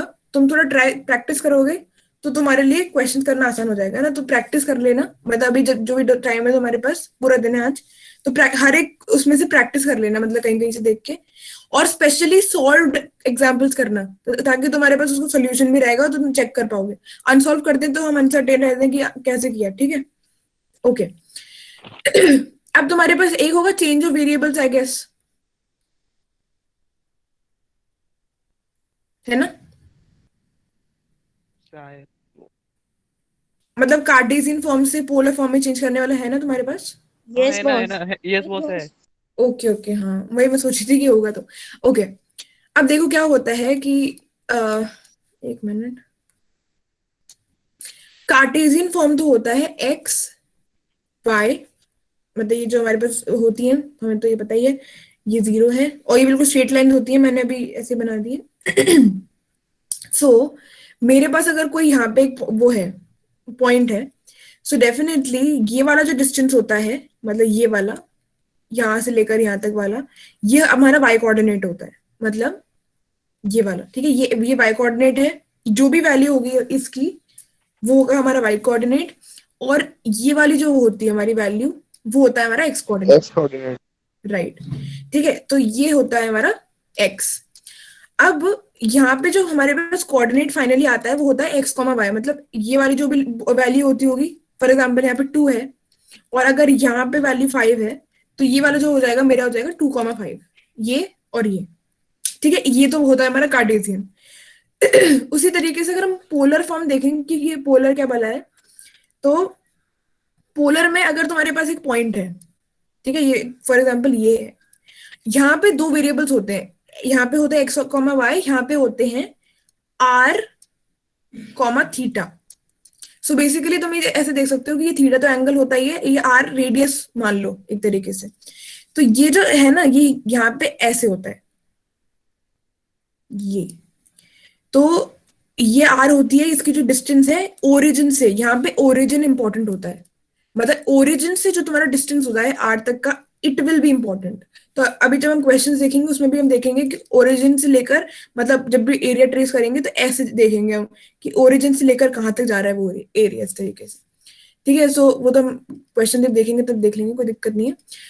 बाकी ये होता है ये डिस्टेंस आर, और ये जो एंगल है ये होता है थीटा, ठीक है, ये एंगल जो भी बना रहा है ये एक्स एक्सिस से, it will be equal to theta, and this distance from the origin of this point, this r comma theta is equals to r. Now इसको हम बोलते हैं इनिशियल लाइन। इनिशियल लाइन से जो पॉइंट है कितना angle बना रहा है, it will be theta and the distance will be r. So basically this is the Cartesian form, this is the polar form. Now first of all put, अब हमें क्या करना है कि जब भी हमें चेंज ऑफ वेरिएबल करना है, फॉर एग्जांपल तुमसे बोलेंगे change in polar form and evaluate, इस तरीके से क्वेश्चन आता है जनरली। सो जब भी ऐसे आएगा तुम्हारे पास कुछ स्टेप्स है करने के लिए, क्या क्या करना है तुम्हें, और ये करना ही सही। स्टेप नंबर 1 है put x is equals to r cos theta, ठीक है, और y is equals to r sine theta. 1 मतलब क्या करना है तुम्हें, x की वैल्यू रखनी है r cos थीटा के इक्वल और y की वैल्यू रखनी है r sin थीटा के इक्वल। और ये पता है ये जो रिजल्ट्स आते हैं ये एकदम वेल मतलब प्रूव्ड होते हैं, और हमें इनको प्रूव करने की कोई जरूरत नहीं है क्योंकि हम डायरेक्टली पुट कर देते हैं इनको। x की वैल्यू तुम्हें रखनी ये, y की वैल्यू तुम्हें रखनी ये। सेकेंडली जो dx dy आता है ना तुम्हारे पास, जनरली आता है हमेशा, अभी हम देख ही रहे हैं कि dx dy या dy by dx आता है, तो इसको तुम्हें रखना है चेंज करके in the form of this polar form r dr d theta, r dr d theta, ठीक है। ये इंपॉर्टेंट है, ये भी याद रखना, मतलब जो भी वैल्यू तुम्हारे पास है तुम्हें इस तरीके से उसे लिखना है। एंड हाँ, तो मतलब ये अभी तो हाल फिलहाल 2 ही पॉइंट्स हैं जो तुम्हें याद रखने हैं, इसको ऐसे रख देना, इसको ऐसे रख देना। Now let us try to do one question on it. जैसे तुम्हारे पास एक क्वेश्चन दे रखा है, change into polar coordinates and then evaluate, ठीक है। तो एक तुम्हारे पास दे रखा है इंटीग्रल ये 0 टू इन्फिनिटी जा रहा है जो, एक तुम्हारे पास दे रखा है 0 टू इन्फिनिटी जा रहा है एक और, e to the power minus x square plus y square dy dx, ठीक है। ये एक तुम्हारे पास क्वेश्चन दे रखा है। ये बात सबको समझ में आ गई, ये वाली जो मैंने यहाँ लिखी है? यस वो। ओके, अब देखो ये तुम्हारे पास क्वेश्चन है, स्टार्ट हो जाओ, जो स्टार्ट फर्स्ट स्टेप है उसी से। Put x is equals to r cos theta and y is equals to r sin theta, ठीक है, इनको तुम्हें पुट करना है। और एंड एक और चीज dx dy को लिखना है तुम्हें r डी थीटा, ठीक है। तो जो हमारे पास ये है, इसी को मैं वापस लिख रही हूँ कि ओरिजिनल इंटीग्रल क्या था हमारे पास, ये वाला,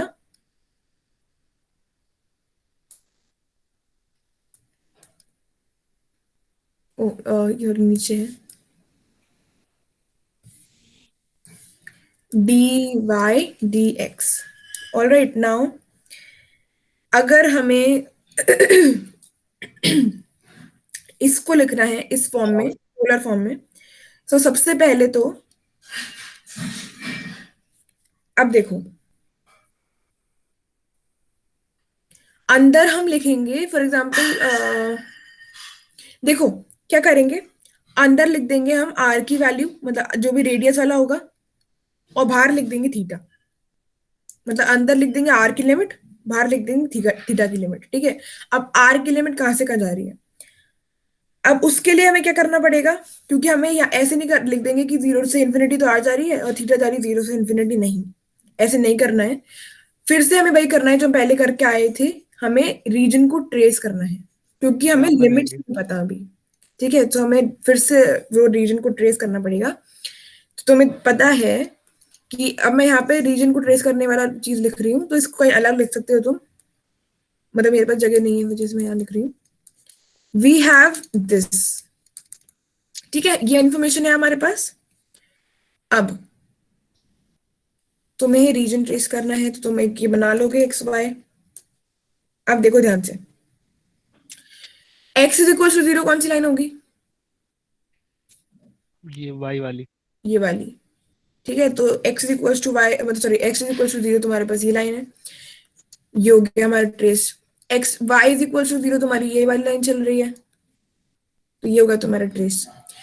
x is equal to infinity and y is equal to infinity, it is अब मतलब देखो, x इस इन दोनों को हम ट्रेस नहीं कर सकते, ऑब्वियसली बात है कि हमें पता नहीं इन्फिनिटी कहां तक पहुंचेगा, पर फिर भी हम इमेजिनरी लाइन बना रहे हैं ऐसे। मैं ट्रेस डेफिनेटली नहीं कर सकती और मैं बिल्कुल नहीं कर रही हूँ, मैं सिर्फ एक इमेजिनरी लाइन बना रही हूँ कि पता नहीं कहाँ तक जाएगा, मान लो ये यहाँ तक जाएगा ऐसे, क्योंकि मुझे कुछ ना कुछ रीजन तो चाहिए। अब इसमें मेरे पास ऑप्शन ही नहीं है क्योंकि रीजन मार्क करने के लिए, तो मैंने सिर्फ एक इमेजिनरी लाइन बना ली है कि supposingly x is equals to, sorry ये तो y है, y is equals to infinity वाली लाइन ये, और x is equals to infinity वाली लाइन ये, इमेजिनरी मैंने ड्रॉ कर ली कि ये ऐसे है।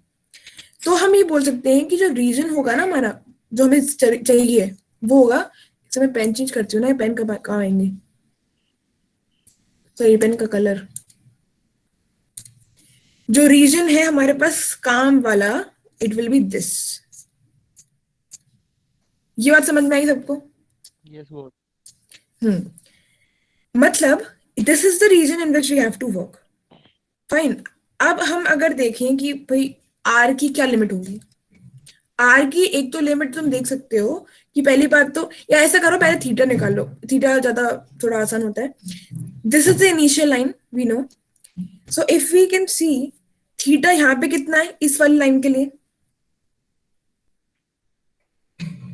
0 0 0 to pi by 2। Right, exactly 0 to pi by 2, क्योंकि हमारे पास ये रीजन है जो हमें चाहिए, ये वाला, और इसके लिए थीटा की ये वाली जो वैल्यू है it will be 0 and here the value of theta will be pi by 2। Angle की वैल्यू, मतलब एंगल की बात कर रही हूँ मैं, तो it will be pi by 2। Talking about r, r is मतलब तुम देख सकते हो कि आर यहाँ से लेकर हम ओरिजिन से लेते हैं 0 यहाँ तक, ठीक है, यहाँ तक। मतलब अब क्या करना है हमें, आर की कैसे वैल्यू लेंगे, ऐसे ऐसे, ये वैल्यू है आर की। अब कैसे लेंगे, सबसे पहले सबसे छोटी वैल्यू कौन सी, आर की 0 है क्योंकि यहाँ पे स्टार्ट होगा। आर की सबसे बड़ी वैल्यू कहाँ होगी, यहाँ, मतलब ये जो पॉइंट, जो कोऑर्डिनेट है ये इन्फिनिटी कॉमा इन्फिनिटी है, क्योंकि ये इन्फिनिटी, तो ये कोऑर्डिनेट हो गया इन्फिनिटी कॉमा इन्फिनिटी। तो आर की क्या वैल्यू है हमारे पास यहाँ पे, इन्फिनिटी। इतना समझ में आया सबको जो मैंने कैसे लिमिट चेंज करी है? यस वो, Yes, boss. ठीक है, सो हमने पहले देख लिया कि कौन सा रीजन हमें चाहिए, उसके लिए what is the value of theta and r respectively. So we have got these 4 values as our new limits. Now we can put them here. अब हम फाइनली इनको पुट कर सकते हैं. r की वैल्यू अंदर पुट करो, थीटा की वैल्यू बाहर पुट कर लेना. 0 से है ये इन्फिनिटी और ये है 0 से π/2. ठीक है, ये हमने रख दिया है. अब अगेन एक बात देखो, तुम जब तुम x square plus y square निकालोगे, फॉर एग्जाम्पल मैं यहाँ निकाल देती हूँ, x square plus y square निकालो, कोई क्या आंसर आता है? x की वैल्यू क्या? R square. Minus r square. r square. Yes. ठीक है, क्योंकि r square cos square theta plus r square sin square theta, जब तुम प्लस करोगे तो ये कॉमन आ जाएगा और ये 1 हो जाएगा. ये 1 हो जाएगा. राइट. तो तुम्हारे पास ये जो वैल्यू होगी, तो तुम ऐसे याद रख लो इसको कि x square plus y square की वैल्यू मुझे हमेशा r स्क्वायर पुट करनी है. अगर कहीं आए तो ये माइनस r स्क्वायर हो जाएगा. और तुम्हें इसकी वैल्यू क्या पुट करनी है? r d theta. अब तुम r ऐसे लिखो या ऐसे लिखो, एक ही बात है. बस तुम याद रखना, अगर तुम ऐसे लिख रहे हो तो पूरे क्वेश्चन में ऐसे लिखना, ऐसे लिख रहे हो तो पूरे क्वेश्चन में ऐसे लिखना. So here finally we got to this particular step. Moving ahead of this one, जो हमारे पास लास्ट स्टेप था, थीटा की वैल्यू 0 से π/2 थी, इसकी वैल्यू r की वैल्यू थी 0 टू इन्फिनिटी e⁻ r. एक मिनट, क्योंकि मैंने r वैसे लिखा है तो मैं सोच रही हूँ कि मैं ऐसे लिख दूं, r d थीटा. ठीक है. अब देखो, अब नॉर्मल इंटीग्रेशन है, तुम 12th में पढ़े होगे कि अगर r स्क्वायर है तो मैं इसको t लिख सकती हूँ, मतलब Yes boss. कर सकती हूँ. 2r dr will be equal to dt. ठीक है. अब अगेन क्योंकि मैं इसको सब्स्टिट्यूट कर रही हूँ तो मैं लिमिट्स अगेन मैं सेम नहीं रख सकती, तो पर तुम देख सकती हो कि अगर r की जब भी वैल्यू वो होगी, जब भी लिमिट 0 होगी तो t की भी 0 हो जाएगी. Yes boss. ठीक है. और जब अगर मैं r की इन्फिनिटी रखूंगी तो t भी हो जाएगा इन्फिनिटी. Infinity होगा. राइट. तो बेसिकली जो लिमिट्स है वो सेम ही चल रही हैं.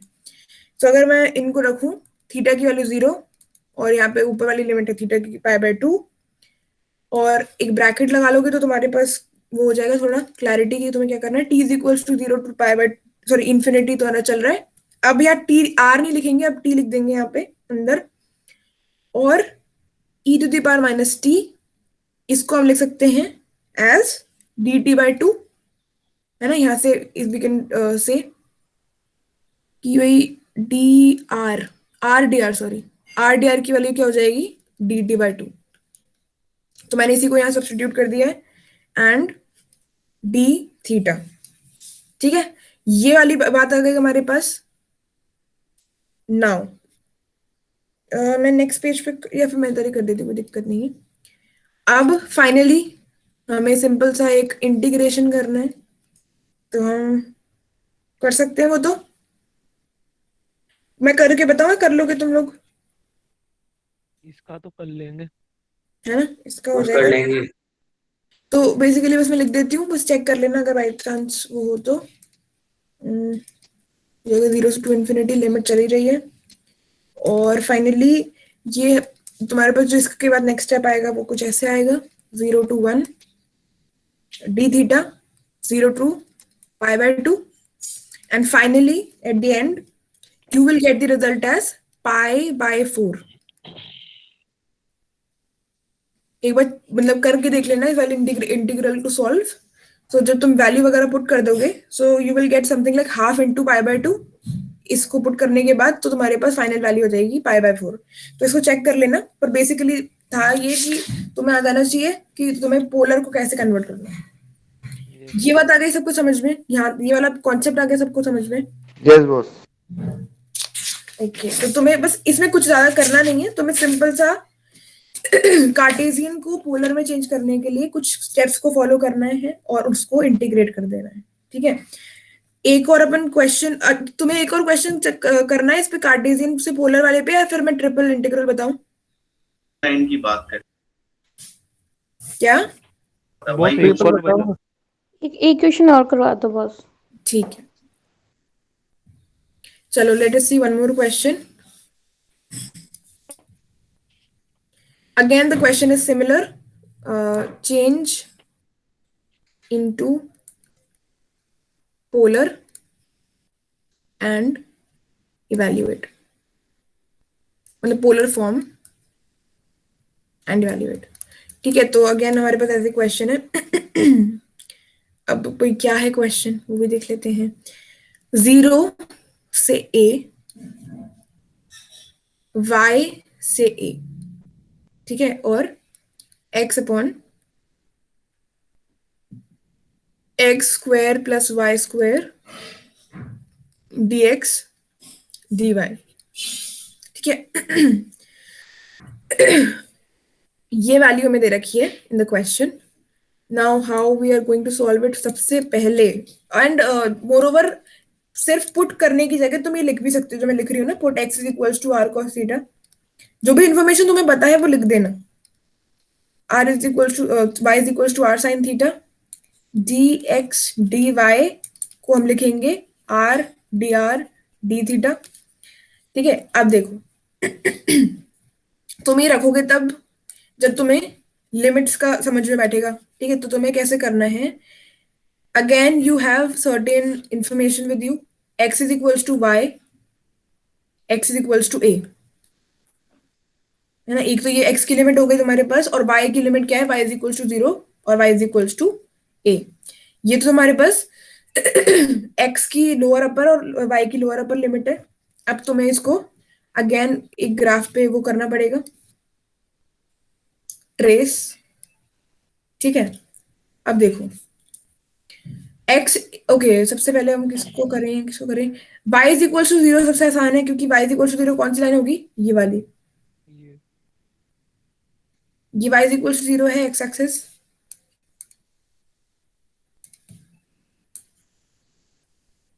ठीक है, ये हो गई y इज इक्वल टू 0. अब कौन सी लाइन. ठीक है, अब ये देखो x is equals to y, जैसे मैंने पहले भी बताया था, ये वाली एक लाइन होती है जो इस वाले क्वाड्रेंट को और इस वाले क्वाड्रेंट को इंटरसेक्ट करती है बीच में से. ठीक है, तो बस हमने एक रफली बना लिया है कि this one is x is equals to y वाली line. Okay, and now very simple, x is equals to a कौन सी लाइन होगी, ये वाली. ठीक है, ये वाली होगी ना. Yes boss. और y is equal to 0 line होगी, ये वाली. अब it is very very understood and clear कि यहाँ पे ओरिजिन तो 0,0 है. यहाँ पे ये वाला जो पॉइंट होगा, वैसे इसको लिखने की कोई जरूरत है नहीं, पर फिर भी यहाँ पे नहीं जरूरत है, ये जरूरत तो है. तो यहाँ पे ये वाला जो कोऑर्डिनेट होगा, कौन बताएगा क्या होगा ये वाला. 0,a. क्योंकि एक्स एक्सिस पे तो ए की मतलब ए वैल्यू तो हमें पता है, पर हमें ये पता है कि वाई की वैल्यू 0 होगी. ओके फाइन, ये वाली कौन, ये कितना होगा, 0,a. 0,a. हाँ 0,a. And what will be the coordinates of this point, a,a, because here the x coordinate is a and the y coordinate is also a, so this particular point will be a,a. is it clear? Yes boss. अब देखो कौन सा वो वाला reason है जो तुम्हारे काम का है. ठीक है, तो तुम्हें देखना है विच मतलब ये चारों लाइंस या चारों जो भी लाइन तुम्हारी कहाँ पे इंटरसेक्ट कर रही है एक तरीके से. सो एक तो ये है तुम्हारे पास. सो डेफिनेटली अगर तुम्हारे पास ये है और तुम्हें पता है कि ये इनिशियल लाइन है, ये बहुत काम आती है. ये चलो अपन और भी देख लेते हैं. y इज इक्वल टू 0 ये है, ये एक तुम्हारे पास ये वाली लाइन है. ठीक है, ये उसके बाद तुम्हारे पास ये वाली लाइन है, इंपॉर्टेंट बहुत ज्यादा. तो सिर्फ यही बची है ना. अब तुम सिर्फ इसके चक्कर में इसको मत बोल देना ये वाला. मतलब देखो इस वाले में जो तुम अगर ऊपर वाला ट्रायंगल देखो तो ये y is equals to sorry x is equals to y line तो है तुम्हारे पास, y is equals to a भी है, ये दोनों तो तुम्हें मिल जाएंगी, पर y इज इक्वल्स टू 0 नहीं मिलेगी. ठीक है, और x is equals to a भी नहीं मिलेगी. पर इस वाले ट्रायंगल में, नीचे वाले ट्रायंगल में जो कि रीजन ही वाला है, ये रीजन जो तुम्हारे पास है, इसमें what you are getting is y is equals to 0, you are getting x is equals to a, you are getting x is equals to y also, और y is equals to a का ये है कि तुम्हें एक point तो मिल रहा है उसका कम से कम. ऐसे तो नहीं है कि कोई बिल्कुल एक्सक्लूड हो रही है। तो तुम्हारे पास रीजन समझ में आ गया कैसे देखा हमने? Yes boss. ठीक है, अब देखो talking about the new found limits क्या होंगी। तो तुम्हें पता है कि यहाँ पे इनिशियल लाइन पे what will be the value of theta? 0। One can write sorry, yes boss 0 ही है और वहाँ पाई/4 है। one can नहीं, किसी ने कोई डाउट पूछा था एक्चुअली, मेरे को उसकी ढंग से आवाज नहीं आ पा रही है। No boss. ओके चलो ठीक है, तो फाइनली थीटा की वैल्यू 0 होगी। और यहाँ पे अब देखो, मैंने क्या बोला कि x is equal to y वाली वो लाइन होती है जो इस क्वाड्रेंट को एग्जैक्टली हाफ में इंटरसेक्ट करती है। तो अगर ये 0 है, ये तुम्हें पता है कि जनरली ये जनरली क्या पाई/2 होता है। सो ये वाली कौन सा एंगल होगा, ये वाला? 45 r पाई/4। comma theta and take its 100 okay, अच्छा मुझे लग रहा है कि किसी क्लास चल रही है। तो यस मैम। Yes boss. देखो ये वाला जो एंगल है ना, ये वाला, ये होगा हमारे पास पाई/4, क्योंकि ये एग्जैक्टली हाफ में इंटरसेक्ट कर देगा। तो तुम्हारे पास ये पाई/4 हो जाएगा। ठीक है, तो तुम्हारे पास 0 से पाई/4 हो गया थीटा की value. And what will be the value of r now? R देखो, आर तुम्हें लेना होता है ऐसे, ये ओरिजिन है, ओरिजिन से यूं यूं यूं। अब what is the least value of r possible? 0 origin से। And what is the maximum value of R possible? Anybody?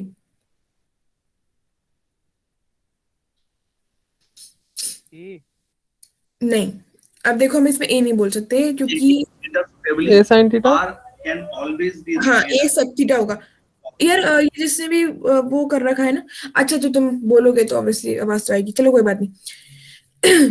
देखो यहाँ पे अब कैसे हम निकालेंगे। एक मिनट रुकना, x equals to a। Okay,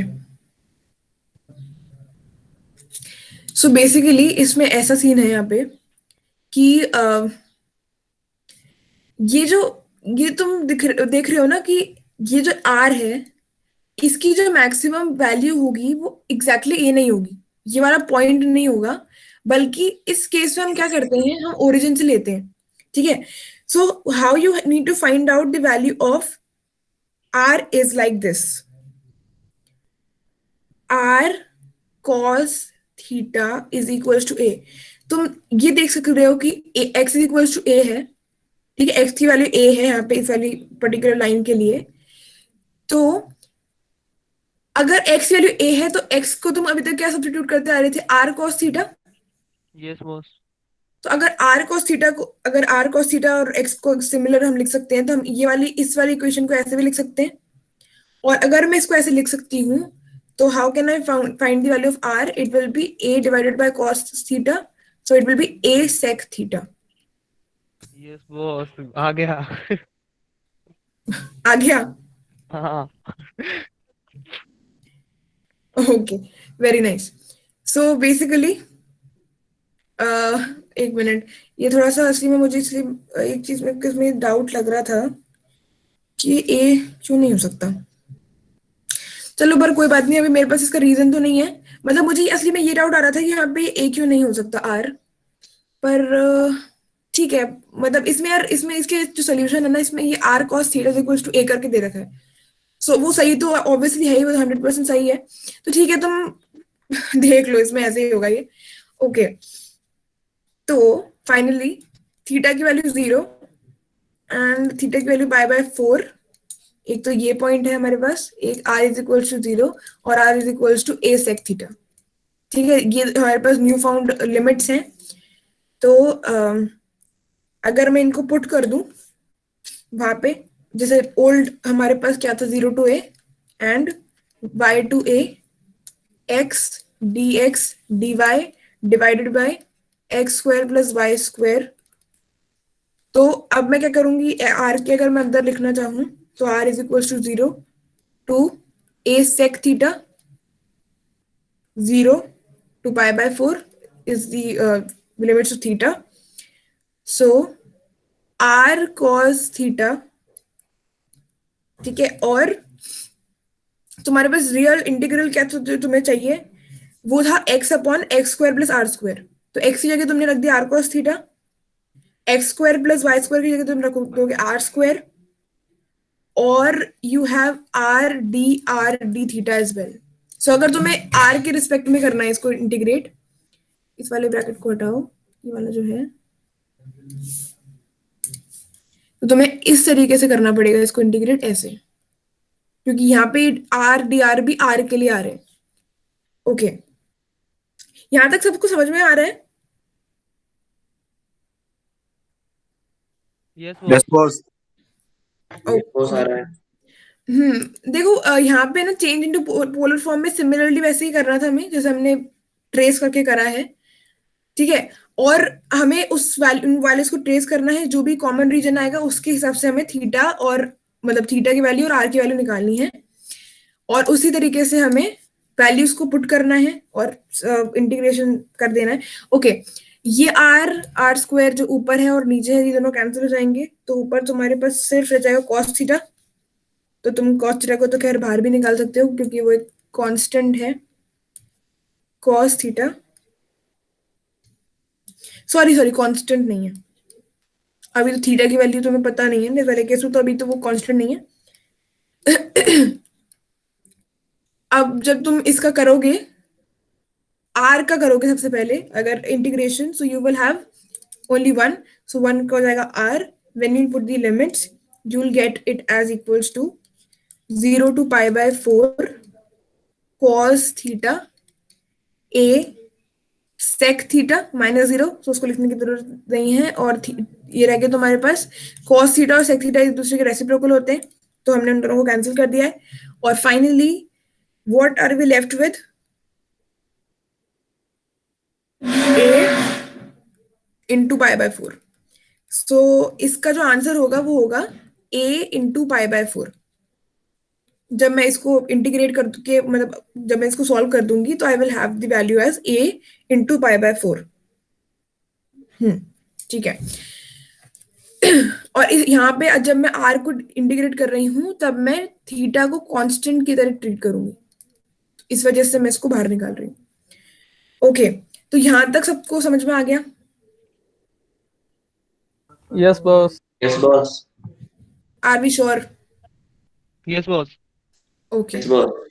so polar form में तुम्हें ऐसे करना पड़ेगा, जो भी कार्टेशियन दे रखा है, जो भी लिमिट्स दे रखी है एक्चुअली उनको तुम्हें पता लगाना है कि किस किस की लिमिट्स हैं, उनको प्लॉट करना है, and then finally you will get a region, उसके हिसाब से तुम्हें थीटा और आर की वैल्यू निकालनी है, उनको पुट करके इंटीग्रेट करना है।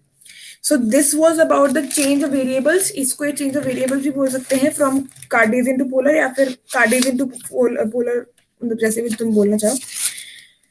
ओके, अब देखो हमारे पास एक जो लास्ट चीज रह गई है वो है ट्रिपल इंटीग्रल, तो हम वो और कर लेते हैं फटाफट 10 मिनट में।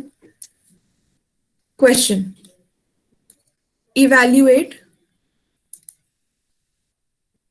हमारे पास अब ट्रिपल इंटीग्रल आ रहा है तो थोड़ा ध्यान देना इधर। इवैल्यूएट करना है, हमें पहला इंटीग्रल की लिमिट्स रखी है 0 to 3, then 0 to 2, then 0 to 1, ये 1 है यहाँ पे, and in the function part we are given x plus y plus z dx dy dz। ठीक है, ये हो गया हमारे पास, ये दे रखा है। अब देखो ऐसा तुम लोगों के दिमाग में क्वेश्चन आएगा, मतलब बहुत ही जेन्युइन सा, कि हम यहाँ पे हमें पता तो है नहीं कि कौन सी किसकी लिमिट है, मतलब अभी तो एक यहाँ कोई वेरिएबल भी नहीं गिवन जो हम बोलते कि हाँ ये इसकी होगी, तो बाकी दोनों में हम देख लेंगे। तो बेसिकली यहाँ पे क्या करना है तुम्हें, क्योंकि यहाँ पे कुछ स्पेसिफाई नहीं कर रखा है, इस वजह से तुम किसी को भी पहले डिफरेंशिएट कर सकते हो, पर एक बात, सॉरी इंटीग्रेट कर सकते हो, पर एक बात ये ध्यान देने वाली है कि अगर तुम्हें इस तरीके से दे रखा है ना, ठीक है, ओके, सो इस वाले केस में तुम पहले किसी को भी इंटीग्रेट कर सकते हो, और मैं सबसे पहले इंटीग्रेट कर रही हूं z को। अगर मैं z को इंटीग्रेट कर रही हूं तो मैं इसको ऐसे लिख सकती हूं, if I want to integrate z, first of all तुम किसी को भी पहले इंटीग्रेट कर सकते हो, x को भी, y को भी, z को भी, मैं z को कर रही हूँ, तो मैं इसको इस तरीके से लिख रही हूँ ताकि मुझे पता चल जाए कि मुझे क्या करना है। मैं पहले dz लिख रही हूँ, फिर dx dy लिख दूंगी, ठीक है। सो बेसिकली मेरे पास जो इंटीग्रेबल पार्ट है अभी इसके लिए, z के लिए, इट विल बी दिस। इतना सबको समझ में आया? square plus y square. तो मेरे पास ये वाला पार्ट है, क्योंकि मुझे इंटीग्रेट सबसे पहले dx z को करने का मन था, तो मैंने इसको आगे लिख दिया क्योंकि मुझे पता चल जाए कि मुझे क्या करना है, कहाँ से कहाँ तक। तो मैंने इसको, अगर मैं मतलब देखूं कि मुझे क्या करना है, तो ये है वो पार्ट। अब when you start the integration of this, you will have, अच्छा एक और चीज देखो कि अगर मैं इसको z ले रही हूँ, इस वाली जो ये पर्टिकुलर ये है, इसको अगर मैं z की लिमिट ले रही हूँ अपने उस मन से, तो मैं इसको y की ले लेती हूँ, इसको x की ले लेती हूँ, ठीक है, कोई दिक्कत तो है होगी नहीं उसमें। और पर उसमें मेरे को इसको पहले यहाँ लिखना पड़ेगा, इसको यहाँ लिखना पड़ेगा, तो वो नेक्स्ट स्टेप में मैं कर दूंगी, कोई दिक्कत नहीं है। पर अभी तो हम देख लेते हैं कि अभी इसमें कैसे प्रोसीड करना है। So y is equals to 0 to 2, ठीक है। और अब finally when you integrate this part with respect to x, you will have something like this, xz plus yz plus z square by 2, and एक minute, क्या, अच्छा okay ये वाला part सबको समझ में आया कि मैंने इंटीग्रेट कैसे किया? बॉस एक बार फिर से बता दो। इंटीग्रेट कैसे किया ना, ये वाला ना। हाँ। देखो, अगर मुझे 1 को इंटीग्रेट करना है विद रिस्पेक्ट टू x, मतलब मुझे इसको करना है इंटीग्रेट, और मुझे x के उसमें करना है, x के रिस्पेक्ट में, तो क्या होगा इसका इंटीग्रेशन? वैल्यूज में x होगा। हाँ। तो अगर मैं यहाँ देख पा रही हूँ कि मुझे अगर z को इंटीग्रेट करना है, तो z तो मेरे पास हो गया। जैसे फॉर एग्जांपल अगर तुम्हें x को करना होता है x के लिए, तो it will be x square by 2। Yes boss. पर अगर तुम देख पा रहे हो कि यहाँ पे इन दोनों को तो हम कांस्टेंट की तरह ट्रीट करेंगे, कांस्टेंट की तरह ट्रीट करेंगे, मतलब ये वाला हो जाएगा इसमें केस, यस बॉस। है ना। तो इस वजह से मैंने क्या कर दिया कि अगर बाय द वे यहाँ 1 होता तो मैं x कर देती, या फिर 1 होता तो इस वाले पर्टिकुलर केस में z लिख देती। पर यहाँ पे 1 एग्जैक्टली नहीं है, यहाँ पे है x, तो मैंने उसे x z लिख दिया। आ गया आ गया ना? यस हाँ। मुझे भी देखने पर समझ नहीं आता क्या हुआ ये, पर हाँ मुझे अब आ गया। तो x और y को हमने कांस्टेंट की तरह ट्रीट किया, इस वजह से हमने ऐसे लिख दिया, और क्योंकि z तो हमारा मेन फंक्शन है, इस वजह से हमने उसको ऐसे कर दिया। आगे समझ में? Yes boss. ओके। बॉस अब हम आगे बढ़ते हैं। ये जो लिमिट्स दे रखी है इनको हम पुट कर लेते हैं इसमें inside the bracket. So the last step was this,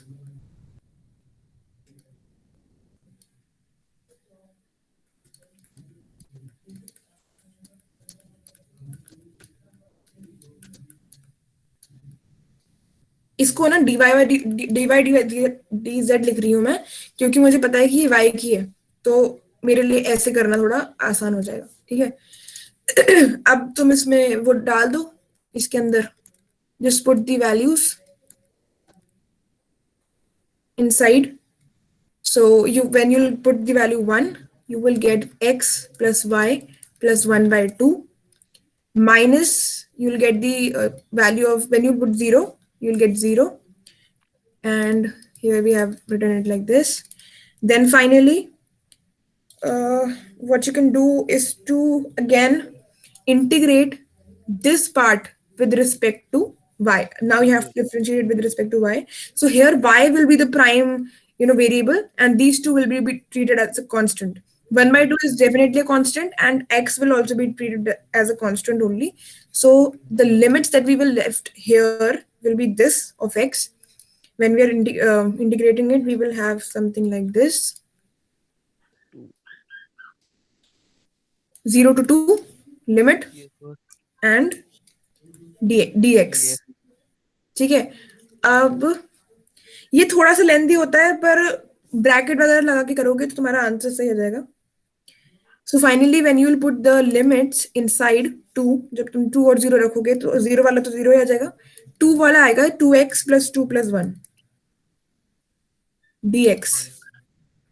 तो इसकी वैल्यू आ जाएगी x is equal to 0 to 3 which is 2x plus 3 dx। अब तो एक ही रह गया, only we are left with 1। so finally इसका हो जाएगा x square by 2, ये 2 है, 2 से 2 कैंसिल, तो ये x square हो जाएगा plus 3x, right, and 0 to 3। so we will have here, when we'll put the value of 3 and 0 respectively for upper and lower limits, so we will get 9 plus 9 which will be equal to 18। ठीक है, तो 18 है हमारे पास इसका answer. ये आ गया समझ में? यस बॉस आ ठीक गया। है बॉस आ गया। ठीक है, तो इसमें देखो पता नहीं था कि हमें क्या करना है, क्योंकि हमें इसमें x is equal to y is equal to कुछ नहीं दे रखा था, तो हमने कोई सा भी कर लिया पहले। तुम इसी तरीके से x y z कुछ भी कर सकते हो। मैंने z करा, तो अगर तुम z करो तो ध्यान रखना कि z को आगे लिख भी दो, मतलब जिस भी वेरिएबल को कर रहे हो उसी को सबसे अंदर लिखो, सबसे बिल्कुल बीचों बीच, उसके बाहर लिखो वो वाले जो तुम बाद में करोगे, ताकि you will get to know कि अगर मुझे z से करना है तो उसका सारा सामान मेरे पास अंदर है। सिमिलरली y से करना है तो उसका उसके बाहर है, ठीक है। तो इस तरीके से इट विल बी इजी। बस एक लास्ट क्वेश्चन लेते हैं इसी पे, ट्रिपल इंटीग्रेशन पे, and then we will end the class. Yes boss. ठीक है, तो एक लास्ट फटाफट से लेते हैं, और ये स्लाइटली डिफरेंट है क्योंकि इसमें तुम्हारे पास कुछ दे रखा है। तो इस पर थ्योरम से ना वो कौन सी थ्योरम? तनी बोल डी कुछ नाम से है, कुछ नाम तो मुझे याद नहीं है। अच्छा, वो भी आ रही है तुम्हारे? Yes boss. ओ, मुझे पता नहीं था यार, मुझे तो ट्रिपल इंटीग्रेशन का ही पता था, मतलब ये वाला जो था ना कार्टेशियन वाला। यार वो देखना पड़ेगा, मैंने उसके लिए तो देखा नहीं था।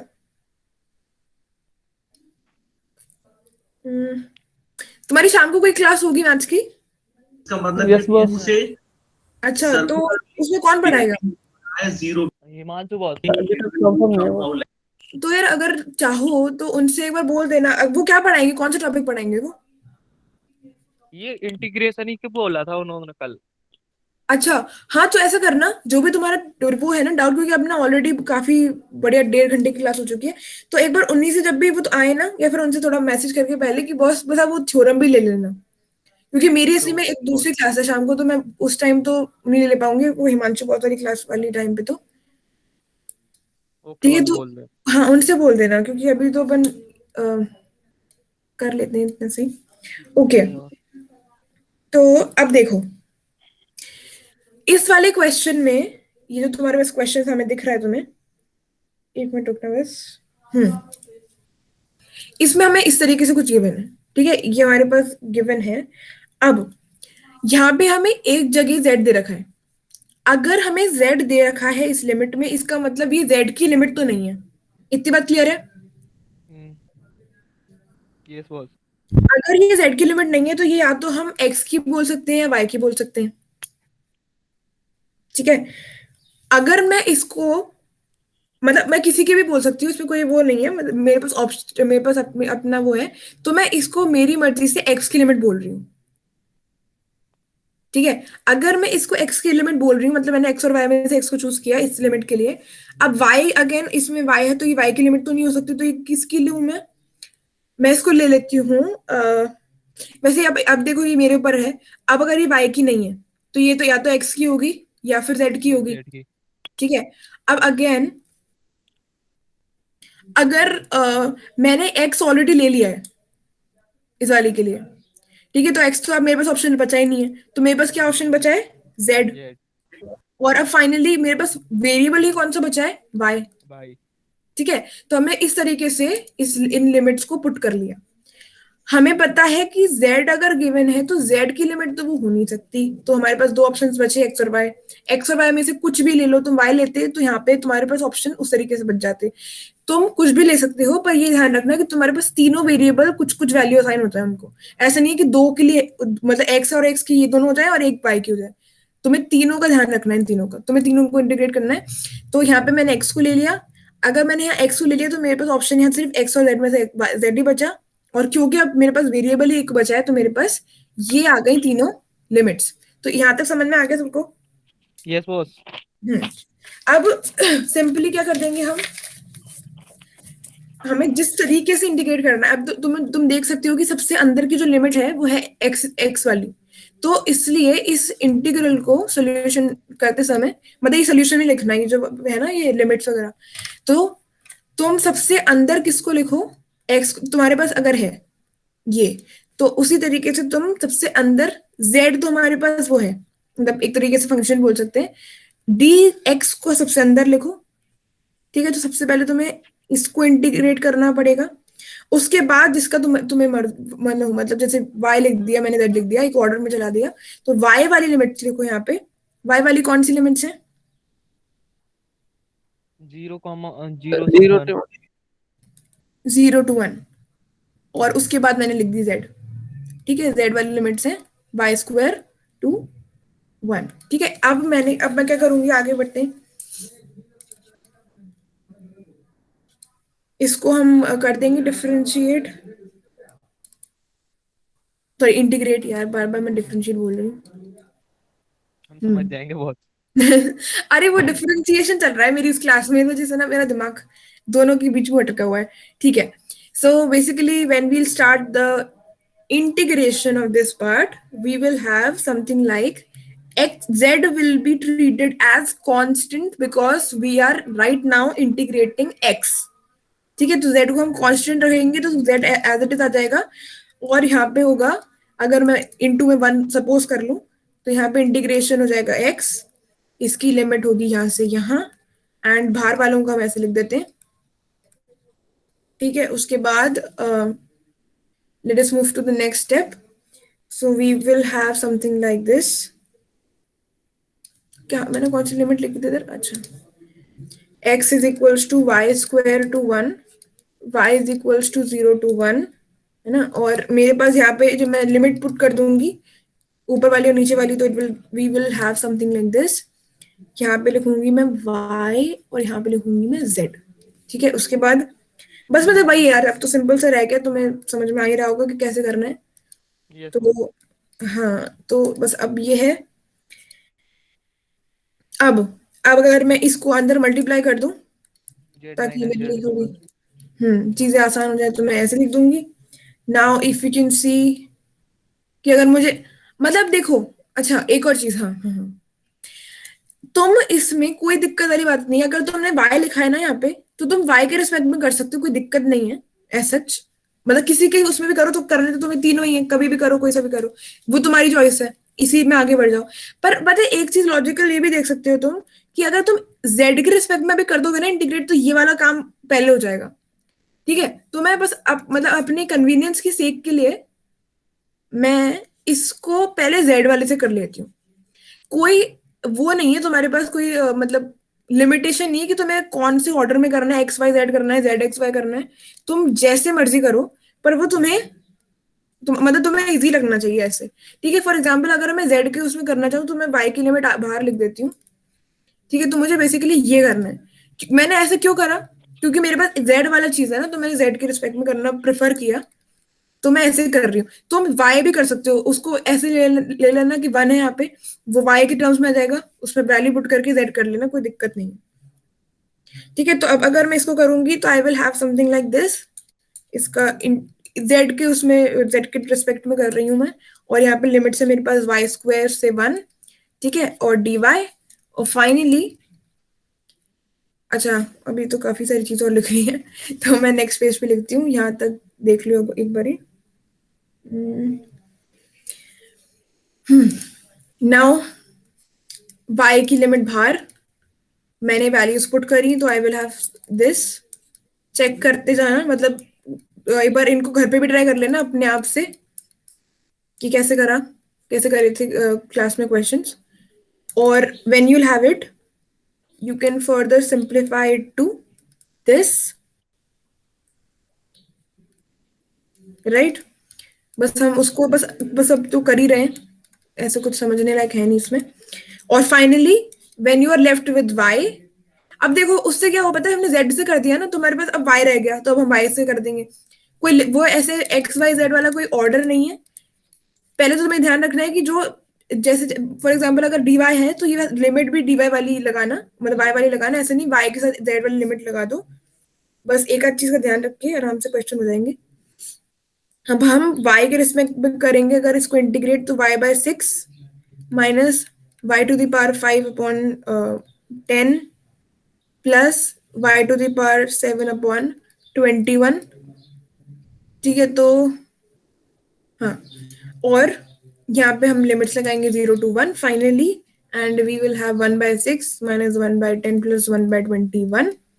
ठीक है, अब तो एलसीएम लेके तुम कर ही लोगे, बहुत समझदार हो ही।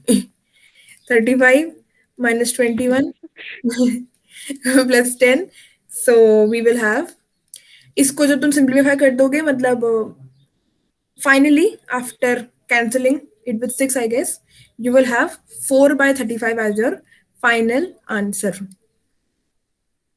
ठीक है, तो तुम एक आधे का स्टेप में स्किप करा है कहीं कहीं, उसको अपने आप ही कर लेना, और ट्राई करना कि एग्जाम में सारे स्टेप करके आओ, क्योंकि स्टेप मार्किंग अगर होती है तो तुम्हें, अगर आंसर गलत बाय द वे निकलता है 1%, तो हमें स्टेप मार्किंग में मार्क्स मिल सकते हैं, मतलब मेथड के और पुट ये और पुट वो रखने से सारे मार्क्स मिल जाते हैं। ठीक है, तो this was about double and triple integration, जिसमें हमने डबल नॉर्मल इंटीग्रेशन पढ़ा कैसे करेंगे, फिर अगर हमें चेंज ऑफ ऑर्डर करना पड़े, बाई चांस हमारे पास कोई अजीब से इंटीग्रल आए, तो हम कैसे कर सकते हैं, बस हमको बाहर वाली लिमिट को अंदर रखना, अंदर वाली लिमिट को बाहर रखना है, थोड़ा सा एक ग्राफ प्लॉट करके देख के, और एक हमने कार्टेशियन को पोलर में करके देखा। ठीक है, तो आई गेस कि समझ में आया होगा जितना पढ़ाया, बहुत अच्छे से। तो बहुत आ गया। क्लास बॉस में कुछ समझ भी नहीं आता है। ऐसे दिया होता है जिसमें लिमिट नहीं होता, उसमें लिमिट फाइंड करना पड़ता है ग्राफ बना के। वापस बोलना, क्या बोल रहे हो? कह रहे हैं कोई फंक्शन ऐसा दिया होता है जिसमें लिमिट नहीं होता है, ग्राफ बना के फाइंड करना पड़ता है लिमिट। हाँ, ऐसा आ तो सकता है, तुमने कहीं देखा है ऐसा क्वेश्चन, मतलब बुक वगैरह में है तुम्हारे? हाँ, कल एग्जाम में आएगा भी। ओ हाँ ये सब यार, नहीं, सिंपल है। अच्छा, पता नहीं यार, मेरे को यार मतलब काफी टाइम हो गया तो याद नहीं आ रहा, ऐसा है क्या? हाँ, तो फिर होगा, मतलब अगर तुम कर पाओ तो बहुत ही बढ़िया बात है, होगा शायद। Yes sir, है yes वो sir. ग्राफ प्लॉट ऐसा करके, question.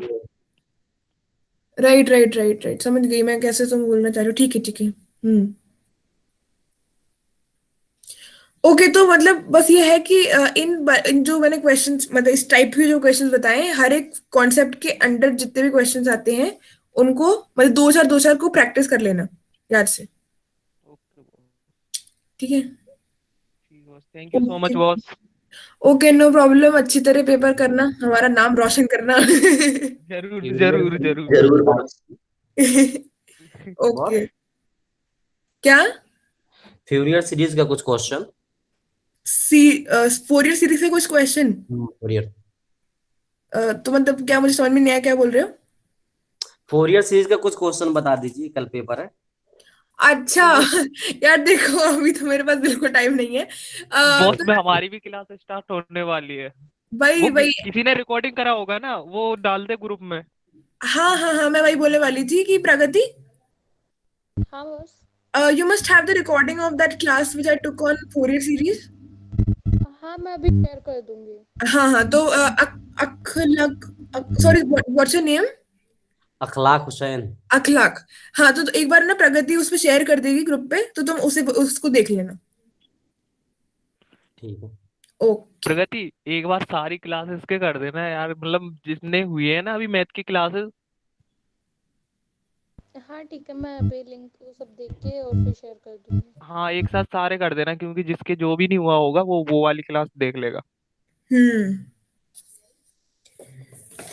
Okay, thank you boss. Okay, all the best. Thank you boss. Okay, bye bye, all the best.